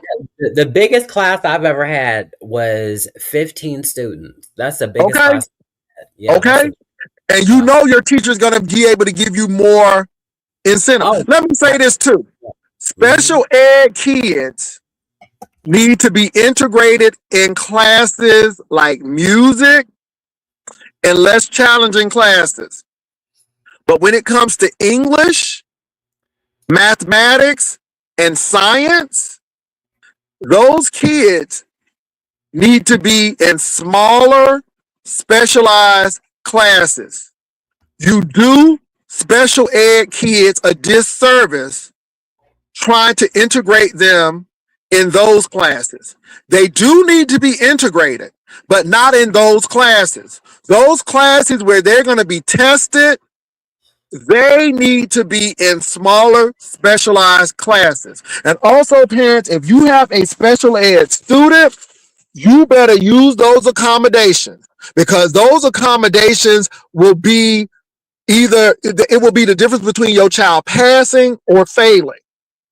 And I've seen a lot of students who could have passed tests didn't, because they were so distracted in larger classes. I'm being real on that. I'm serious. And y'all, I'm telling you, this is why I tell people, you can say what you want about me. I'm serious about this. I have been in the trenches in front line with our student. And the sad part about it is you start feeling helpless because the system don't give a damn about these students. And the teachers can't teach. We busy doing paperwork and charts and heat lamps and all of this stuff. And we are really not teaching your kids. We're really doing paperwork and pushing paperwork to make it look good. And we're really not teaching the kids. Right. Hey, Miss O, what's going on? Oh, hey, I just wanted to come. I have seen though in some, because my aunt used to do inclusion-based classrooms, and just for me doing my Title I positions in schools with social work, I've seen inclusion though help, because I've seen it help typical students, because the adaptations that you have to do for special education students, some of those adaptations should just be general adaptations, because I saw actually typical learning students getting more help and guidance from the inclusion teacher more so than the other, because the way she broke it down for those students. But I believe it should be a level of special education students that should be in the inclusion classroom, because there are some high functioning people that could benefit from an inclusion based. And I agree with you. I have a student right now. The only thing that is special about them is their physical challenge. Nothing wrong. They are intelligent. They can write code right now. But unfortunately, a lot of students that I see in special ed right now, when I was teaching, they were behavior and they really had a learning disability. And so I think those students, I think they should be integrated in certain classes. But when it comes to their math, their science, the stuff that they're going to be tested on, they need to be in a smaller class. Like Stephen said, you don't need to be in no class of 40. Who gonna benefit and who's gonna suffer when you're in a class of 40 students? Who's gonna suffer? Oh, Jay Wilson, I'm so glad you said that, because I have a question for you. One thing I have been debating with, and I was going to talk to you about it anyway, is that, from I just think the private school money is more safe for college. I'd rather invest my money in college. But also I've been torn with the whole virtual option, even though through the regular schools. But you have everybody telling you they're gonna get no socialization. They're gonna get this. I'm saying the problem is it's too much socialization. They don't need to be around them no good ass kids anyway. And I'm like, I think you can get that in other ways because with the 40 in the classroom, with the violence, with the with they can't do nothing. You can't do nothing to them. With the parents coming up there acting a fool. What is she really missing if we do the virtual school route? Because socialization can be had in many ways. Let me say this. There's a school in Austin right now. It's called the Alpha Academy. First of all, this school is $45,000 a year. But with the Alpha Academy, their math, their science, all of that is done by AI. And they have guides, not teachers, but guides. The guides make sure that they stay on task. The guides make sure that they're doing what they're supposed to do in class. Then they have entrepreneurship, public speaking, team building, all of that stuff. I'm seeing sixth graders run Airbnbs for business, and that's how they get their socialization. Now, a lot of people like, I don't know about that, but their kids are in the top 90 percentile, and all of them have either gone to a state Ivy, like your Texas A&M, University of Texas, or they get accepted in schools like Rice and your Ivy League schools. So again, I'm seeing that, but do you have $45,000 a year? And these kids are not behavior issues. So I think that it's a lot of things, you all. But you don't Well, have they're to pushing send the your kids to voucher just so much now. private schools though either. There are some good public school districts that are out there though. There Yeah. are, but let me tell you something. Even with the good public school districts, you just can't depend on it being a good district. If you're a parent, you better go to the school and get word on who's a good instructor. You need to specialize every instructor and scrutinize that because you want your kids in a instructor's class that has a good reputation. It's almost like college. You can either go to the easy teacher and don't learn nothing, or go to that hard teacher that nobody don't like, but they're gonna really teach you life skills. Because if you go the easy route, you may think you're getting by at the beginning, but in the end, you just cheated yourself. So I Hmm. think that you have to even look at it in that sense, in those school districts. You know what I'm saying? Because we got good school districts in San Antonio, but even with that, your kid can still be in a good district and get a sucky teacher. But what about the zip code thing though? Well, it's a district thing, but it's also I a mean, school thing. Like Stephen, like what I'm trying to say is the problem that I try to tell people: every child can't live in that zip code. Like every parent can't afford a house. I've had people in my hometown who have literally gotten apartments, even though they own a home in a certain zip code. They have gotten temporary apartments, paid money just to send them because it's cheaper to do that than pay for the private school. Because every child can't say the zip code is a 90210. Every child can't live in 90210, so then the children in 90209 don't have the same thing. It's literally not enough landscape nor enough income for people to live all in this same zip code to go to the better Yeah. schools. That's the problem. That and let me is say true. this: charter schools are not. Can I say this too?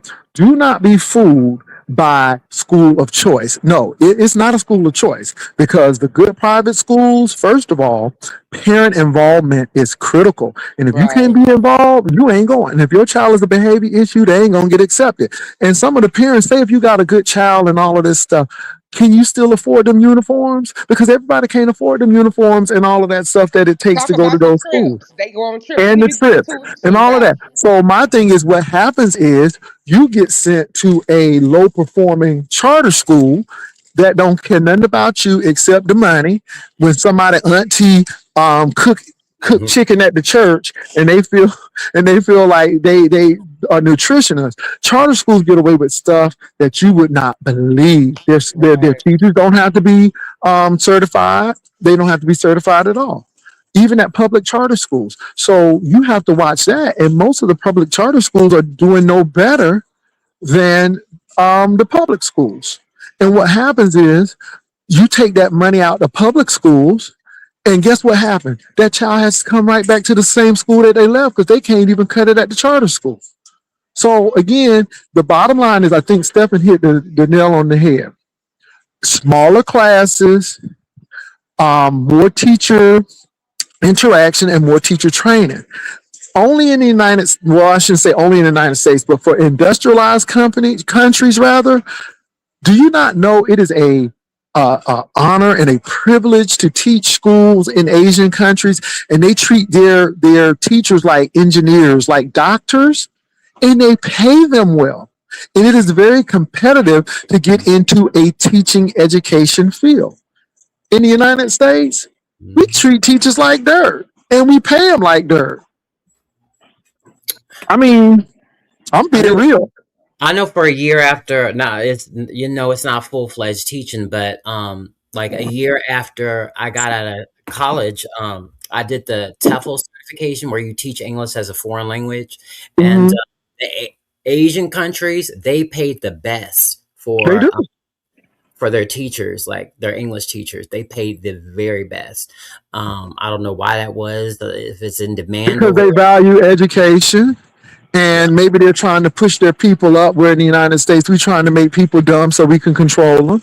That's how I see it. And this is why education to me is so critical, because I think they're dumbing down a lot of the curriculum. Do you not know in Texas, to pass the STAR test, okay, a 48 is passing. You can graduate with a 48 on the STAR test in Texas.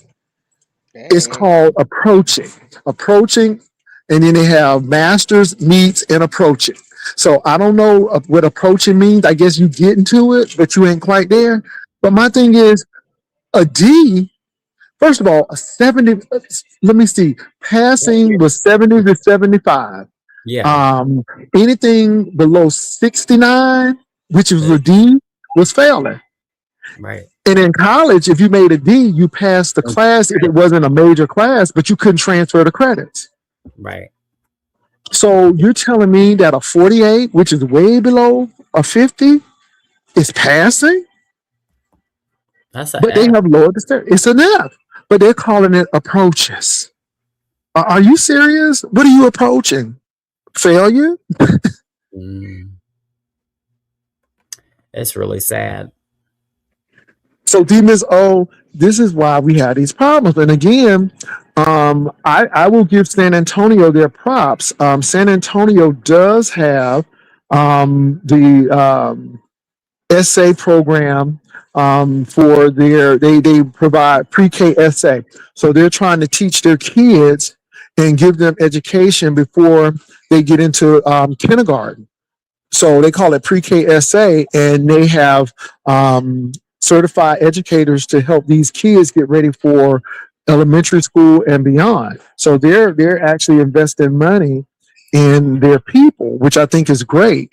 And they gotta But have everybody's not doing it. before they reach kindergarten too, because a lot of times when you go to pre-K, you already know how to do your ABCs and you already know how to start counting. So, You should see what some of these kindergarten teachers are dumped with, though. The ones who parents skip that whole. It's a shame. These kids come in there and they can't even hardly talk. They have to do so much in that first year. It is ridiculous that It people drop is. the ball. I don't think people and understand that. listen, and the biggest ones that, because, even if you go to a private school, you still have people that, because you can get grant money to go to private schools, right? You can hmm money. So there's all different types of people that be in private school. You don't just have to be a rich person to go to a private school. All different types of people can go to private school. It just depends on if that's something that you want. But the ones that I noticed that have been pushed along, and they have problems at home, they come out to be the biggest bullies and go around terrorizing the other students. So when you have big class sizes like that, there's a lot of bullying that goes along in some of those classrooms, and it's hard to focus on, what the topic and what the subject is, because you got a lot of bullying that goes on in them schools because you're passing some of them badass kids along. Um, Well, and the thing is, and kids are not bad. It's what they get away with. And my thing is, when you have a class of yeah, 40, then you can't do too much. I mean, what do you expect the teachers to do? I mean, they can only do so much with these big well, it's classes. not And raise them kids. Yeah, it's not the school's job to raise them. It starts. exactly. Yeah. So you gotta realize that, we have a big problem. And and the problem is, class sizes, teachers pay, Overcrowd. and also making education serious. Asian people do not play. I mean, when I tell you to get into their education programs, it's like getting into an engineer program, because again, they know that what their learning is going to affect how the country is going to be. And so they want people who are capable and qualified. AI is not going to take everybody's job, because even though AI is doing a lot, AI can only do so much. And I don't think people realize AI can only do so much. You still got to have humans, and then a lot of things too that's going on. Like we had friends. My mom and dad told me to go outside and play. So when I finish my homework, I go outside and play. We learn how to work with each other. These kids, all they do is play games, Video games. Yeah. and they're very socially awkward, and so you see that as well. You see that on here, even in the sector. There's some. Oh my God, yes you do. So I just think that this is what's going on pretty much in society overall. So I just think that I think we just need to be aware of those things and deal with it accordingly. But yeah, and like I said, I taught. But when you have school districts just passing your kid along so they can look good on paper, then that's going to be a problem. And I think that's the big problem. So, D Miss O, have you seen this in your line of work? Because I know you were a social worker at once, and Stephen, you said you taught. So, how do y'all feel about it? We getting in Tennessee. What we getting is the stampede to the voucher program, and in public school system here is losing kids, and you know what that means? They losing dollars. So, but the problem is the middle class people who think they're middle class aren't middle class. Like middle class is not Not what me. people don't realize what it is anymore. And you may think that voucher is the answer, but when you look like you mentioned them trips, when you going with people who play with the big dogs, they want to go. It's a requirement. All the eighth graders, baby, they going to Italy. I don't care what you say. So you got to get that money. You got to have a MacBook. You got to have this. You got to have that. And the voucher is not accommodating all of that. And people are seeing that now. So I think it's going to be a run back to the public school system, because it's like that voucher is not covering what everybody thinking. It's not solving anything, because they're not putting in the public schools. Actually, they're not doing anything more, because they're losing students. Per student is money per head. Yeah, it Is is. is there a big shift towards online schooling versus Yeah, virtual. That's what I was telling him about, considering that for my daughter, for Well, yeah, instance. some They said parents don't like that though, because again, like that? you have to be their able to kids watch can them. Yeah. their kids can click off. They're clear, a Hmm. lot of the kids, That's it. Yes, they can cheat. yeah, a lot of kids were behind during COVID because they were just clicking off. And so I think that that's a big thing. And also, too, let me say this to you all too. Just because you go to a good district, I was bused to a predominantly white school, even though I lived in the hood. Now, I do thank God for my education, because I got some good stuff at that school, right? But let me tell you the downside of it. I could never be a safety patrol. I could not play sports unless I was very, very good at that sport, because, again, you had to catch the bus back home. And that was a way of keeping us from certain things as well. Y'all understand that? So I couldn't be a high school, I couldn't be a patrol, I couldn't do anything like that. Any extracurricular activities, unless I had already arranged for somebody to come pick me up or do that, I couldn't be that. And that's the disadvantage, because you got to catch the bus and you got to get back. So the only thing that I want you to do is get your education and go home. I don't want you to participate in anything unless you are exceptional. If you're not exceptional, then you need to go home. And a lot of people don't look at it that way too. So busing kids is not always the best because again, you hinder them into extracurricular activities. Your thoughts on that? Was that the time right after segregation when they were trying to integrate the school? Is that time period, Jay Uh-huh. Wilson? Yeah, I started going to school. So I was born in 1970. So that happened in 1975. Yeah, 1975. I was getting bused. I passed two elementary schools to go to the elementary school that I went to. Right. Yeah. Yeah. Because Miss my O and Stephen, y'all talk. I got to go to the cash register. Keep on talking. Yeah, because my mom went to a segregated school, but then like my younger aunts, they went to an integrated school, and I know that they were bused to other schools that were further away. So I mean, yeah, that's crazy. That whole busing situation. Like Black people have been through a lot in this country. It's Right, crazy. but a lot of our kids now have lost their grit because these kids don't even have. I mean, they privileged. My daughter has not even had to catch a school bus. You know what I'm saying? So, Yeah. unlike But that's other than that's them having to do unfortunately two. that's not the norm though, DMSO. I mean, listen, when I went to the grocery like if I went to the grocery store the other day and I seen a Black mother um and it could be any mother. I mean, I'm not just saying it, but I see it a lot with us and how we talk to our children, cussing them the hell out like they're in the beef sector. Like the little boy was like 5 years old, and she was telling him, "Get the fuck in the motherfucking." I'm like, "Why are Oh you talking God. to that your son like that?" And then you expect them to grow up and not have any type of behavioral issues. They're gonna grow up and end up in the beef sector. Like Voila. it was just so sad though. Like I mean, like I just feel like that's so unfortunate. Like just like a lot of these kids are not raised with love, and it's so sad that it's like that. So Right, and I know everybody don't have that privilege. You have to go to your zone schools. You have to catch the bus. But yeah, some of these kids are, they don't even want to get up catch the bus so tired. I just had to do so much, and I was so disciplined. Like I had to get my own stuff up. My mom was going to work and had to be on that bus stop. Make sure my brother was up to get on his. 20 minutes later, they don't have a lot are not late to do anything, and you got a lot of parents that are too busy trying to be friends and coming up arguing with the teacher as well. So you got the student beating up on the teacher, and you got the parent beating up on them. wait, now did your daughter go to public school before? Magnet, yeah, she's always been Okay. through Magnet public Was it? schools But though. did they have buses or? Yeah, no, Magnet school don't have. See, that's the thing. If you get in the lottery and you get the Magnet school and they can make it in, you Yeah, on your own, buddy, with transportation. right, yeah, yeah. That's a And a whole lot of nother. people don't have that, so their kids do deserve better. But if you don't have a car, what you gonna do? You And don't if you have got to go a to car. work, you can't be Got on to the go to bus with work and them. don't have the time to Right. do the commute and what? That's a lot. Yeah. Right.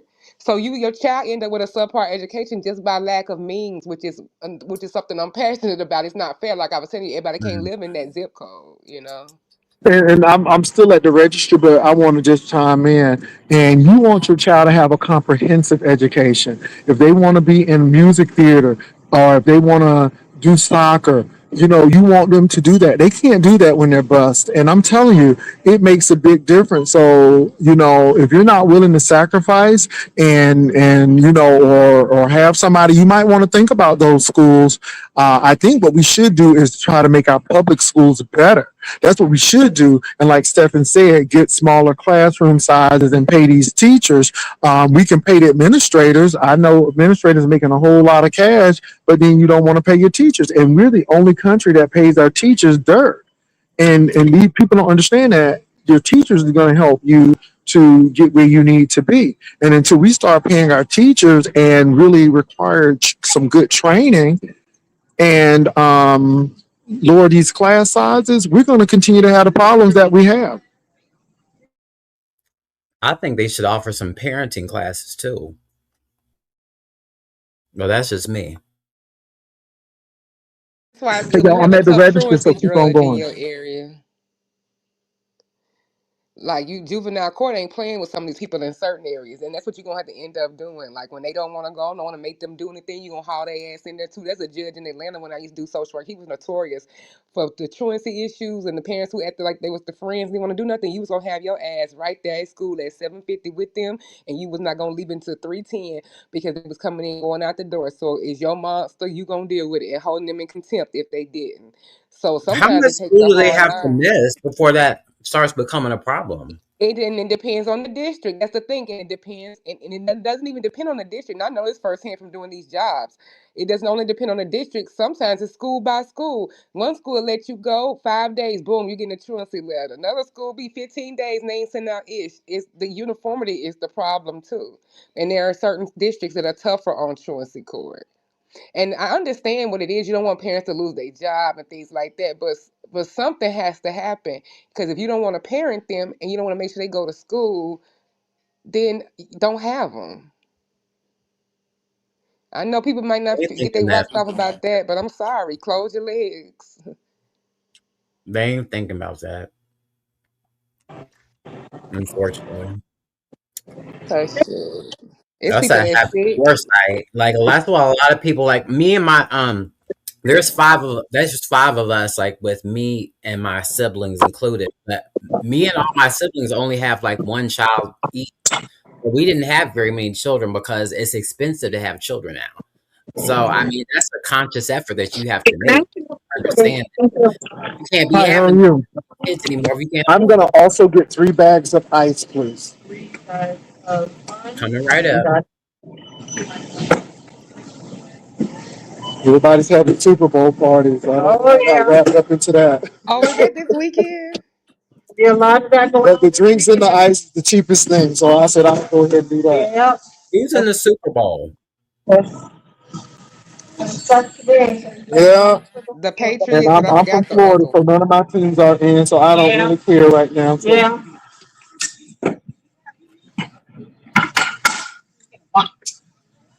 eat. I'm just gonna eat. That's all. It is. Thank you so Tab, much. who is You the have a other good one. team?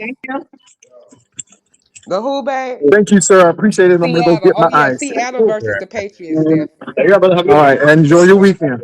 Russell Wilson and Okay, y'all. I'm so sorry. I'm Trayvon all Diggs. on here. I'm talking Sierra's, all loud. Sierra's husband? Sierra's husband and Cardi B's baby father gonna be playing head to head. Are Sierra's supposed to be? They're supposed to be having another child. She is. How many? It's so funny that y'all mentioned Sierra. Do you not know that her husband, Russell Wilson, is old money? That's old money too. His Oh, I can tell grand his people got money. his great granddaddy, Harrison B. Wilson, was the president of Norfolk State University when I was there. Mm. Almost, let me tell you, light as can be. Yeah, you can Um, tell his family what I call carved out of cream cheese. They came from some little influence. You can yeah, tell. big money, big money. So his great granddaddy, or what's his? No, it's his granddaddy. It wasn't his great granddaddy. It's his granddaddy. His granddaddy was the president of Norfolk State University. He was one of the longest presidents. His great granddaddy actually graduated from Kentucky State, and and they're from South Carolina. They got people from South Carolina, and yeah. So I said that. So yeah, Russell Wilson. I did Now I not. don't know where Sierra came from, but Russell Wilson is definitely an old school money. Hey, how you doing? Good. Definitely old school money. Okay, y'all. I'm so sorry. I'm leaving this HEB. A They're lot of those having a super. marry each other though. Those people that are from upper echelon families, they marry each other. You know, But it's Sierra. Well, anyway, that's they all. Yeah, they she That's got money about her after, but no, background. she's from straight up Decatur, Georgia, baby. She got. I I guess don't she had think money she's when she hood came hood here. though. I don't think she's hood Yeah. hood though. I don't think No, she. okay. she's not, but she's still from Decatur. I don't know anything about Georgia, so And them old school families are very serious about who you marry because again, it's all about what do you have, what do we have, and oh can we put it together? It's yeah, not about love. It's about business. It's about business too.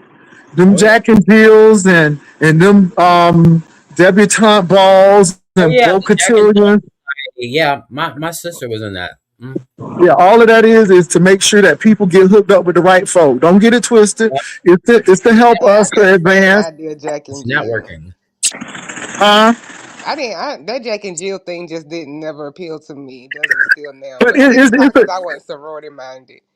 and let me tell you something. I'm not fraternal. I don't do the fraternity because again, it's about we we want to be individuals, but yet we start getting back to groupthink again. And I saw people like one of my friends. I just saw how people change so drastically. So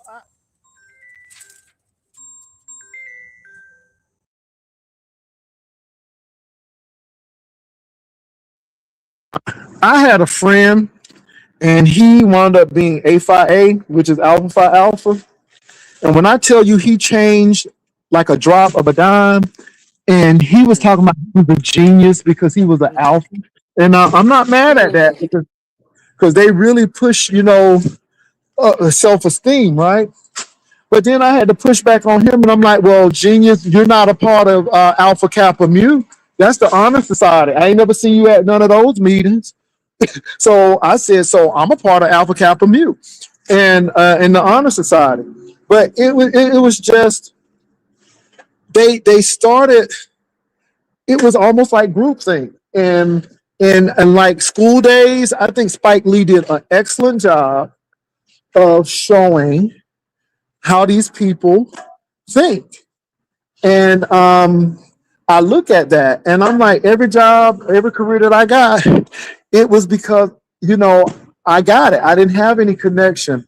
And one thing I learned about those Greeks, and I don't have anything bad to say about them because I know they do good philanthropy work, but I noticed that every time somebody has a connection and they get a job, the person who got them the job always want to remind them that, hey, I got you this job. And I don't want to be on, I don't want to owe nobody like that. It's like you never stop pledging. You never stop. Even though you get over, it's almost like you never stop pledging. So I'm like, and then you pay people all that money.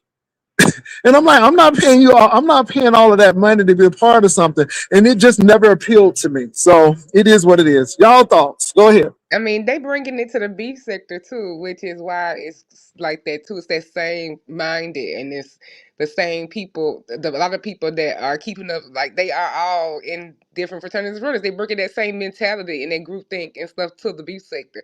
It's designed the same way.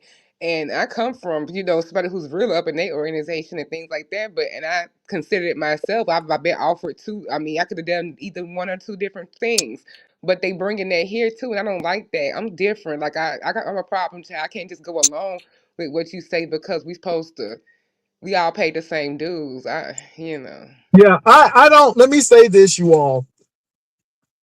Um, I never had a desire because to me it was like church stuff again. It was like another form of control, and you're gonna break me down so I can be what you want me to be and not really be myself. And I had issues with that.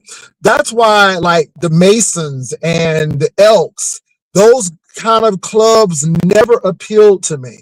And everything that I did came from church. And now even with churches, I'm like, well, I don't even know about, it depends on who. That's all I'm going to say. It depends on who.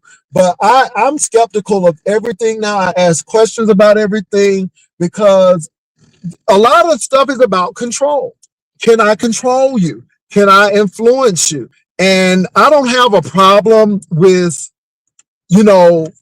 being in a movement and we have the same views on certain things, but that gives no right for somebody to try to control.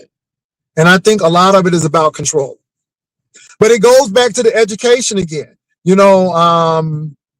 Even with education doesn't help you to go through them life lessons. Some of them life lessons you're going to have to learn on your own. And I don't care how many books you crack, it ain't going to help you. So I applaud those people who can see and foreshadow what's going to happen and what's going to go on because education can only do so much. So I don't want everybody to think that, I depend so much on education. I know education opens doors. I know it gives you options. I know that it helps you think critically. but it doesn't do everything. Right. But yeah, I mean, and it's other ways to be active in your community as well too. They always say it's the philanthropy part of it, but you can do it's a lot of opportunities for You can do philanthropy. that through your church. Somebody asked, believe it or not, in San Antonio has a lot of grad chapters. So like the Alphas have their own house, the Kappas have their own house, and the Omegas have their own house. And I mean, I'm talking about they have their community house. You can see the Greek letters on it. I think AKAs and the Delta has their house in San Antonio as well. And in San Antonio, they have a lot of people who get into fraternities and sororities through the grad chapter. But then I look at how much people pay to get in that grad chapter, and they're almost like servants. So if the grad chapter has a party, you got to dump the garbage, you got to be there to serve, just to be a part of that organization. And I'm like, why am I paying money to be taking out the trash? Why am I paying money to do, and I'm like, that don't appeal to me. And I was telling somebody, if I'm not a part of it, then I'm not supposed to be a part of it. I wasn't interested in it in my undergrad, and I'm definitely not interested in it in my grad. And to me, it's almost the same thing, except you're grown in doing that. And I'm going to tell y'all, I'm not mad at people who are in fraternities and sororities, but I went to school in Miami, and a friend of mine was pledging Alpha, and they broke his back. And they tried to buy Oh him my off with a back break. God. Yes, they did. He was walking all kind of crazy, and he was in tears. Now, this is the bad part about it, y'all. Now, I'm going to give y'all this, and this is make it really bad. One of our best friends was the dean of pledges at the time, and he knew exactly what was going on. But because that organization was more important to him than his best friend, he said nothing. It got to the point where my pastor was saying, let us know what happened. Because my pastor was livid, right? And he was an HBCU grad, went to Tuskegee University. And that boy died of his injuries. But do you not know they gave him his shirt, but they treated him like a dog? Now, they injured him. But yet they treated him like he did something. And then for a best friend to just betray him like that, that did something to me. I saw too many people get beat. I saw too many people get hurt. And maybe it's the era that I grew up in, because I grew up in the 80s. I went to college in 1988. So that was the height of people getting their ass whipped. And that never appealed to me. And it turned me off. When I saw a best friend turn on his friend, I knew that was not what I wanted to do. And that really turned me off. The other thing was, I had a friend who's no longer with us as well. I hid this joker. I made sure that joker had food. They wouldn't even let this joker take a bath. Do you hear me? They didn't even let him take a bath. As Oh my soon as he God. crossed over, baby, he wouldn't even speak. And one day I pulled him aside. I said, you know what? I said, if this is what this do to you, then I don't want no part of this. And while they were whooping your ass and wouldn't allow you to take no bath, I made sure your dumb ass ate and had a shower, because I had a private room, to make sure you had a shower while they were beating your ass. And you should, and the thing that bothered me was I was helping and supporting him get through that process. And baby gave me his ass to kiss. I'm like, I'm done. I said, I'm done. So again, I have my reasons, and everybody is not because you couldn't get in or no. I saw what they did to people. I saw how they brainwashed some people, and I'm not saying all fraternities. I'm just telling you all my experience, and your experience may be different. But what I saw in Virginia and what I saw in Miami, Florida, it just turned me off.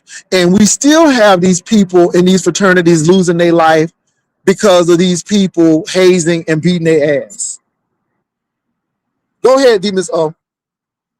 Yeah, I I gotta can't. go on mute real quickly. I just don't understand the mentality of, yeah, I'm supposed to embrace you as my brothers and sisters if you've been whooping my ass, making me sleep with cues and all types of other dementing shit that they would do to each other. And the women ain't no better. But then I'm supposed to stand by you and depend on you for life because you my line. That whole little thing is just like, I don't know, it's almost like emulating what was done to us. I'm gonna whoop you into submission type situation. But everybody didn't go through that. But a lot of the old guard, had to experience similar things like that. And I just don't understand that. And I'm supposed to pop right back after they done been jumped in. They supposed to pop right back up into that's their gang mentality too. I'm supposed to be right back up and respecting you and living and dying for the frat after you done tormented me and about killed me. That shit is crazy reverse psychology to me. But I guess why everyone, doesn't need to join. What you mean a big TV meme passed away? Y'all got confirmation. Y'all can't just be saying that, Lord, what a pastor at.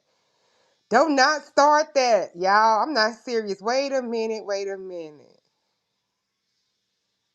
Where did we get the confirmation? I know Snoop been looking for him. What? Breaking news. Oh, damn. A heart attack? You say most likely. Y'all just saying it because of his weight, but I mean, yeah. I mean, when you that. No, I don't want to hear that. Oh my God. Oh, damn. I did not want to hear that. Y'all, I'm sorry. Well, look, y'all, I'm at work. So Demus, Did you I'm hear getting that, ready to Pastor? log off, but I Did appreciate you it. hear I that? really enjoy this conversation. It's more than just beef sector stuff, but it's stuff that people need to know. We talked about education. We talked about all of that stuff. So Pastor, thank did you you hear all for about coming Big on. Man? Huh? They say Big Man passed. Ooh, big man died? That's what they just said. They But said it somebody all in the just said chat. that they talked to Big Man. Max Boogie said she just talked to Big Man and she just said pray for him. So y'all telling me that Big Man done passed away? I know y'all lying to Wait, me. y'all send it in the chat. Get TV always goes out there. This last one's a month. Blah blah Oh blah. my God. Okay, y'all. Well, look, if he did, we'll come back. But I know I hadn't Okay. seen I'm him. gonna go look it up, Pastor. I'm gonna make Look it sure up too. and we'll come back. But look, y'all, I gotta go. Peace Okay, and love. I'll bye. talk to y'all later.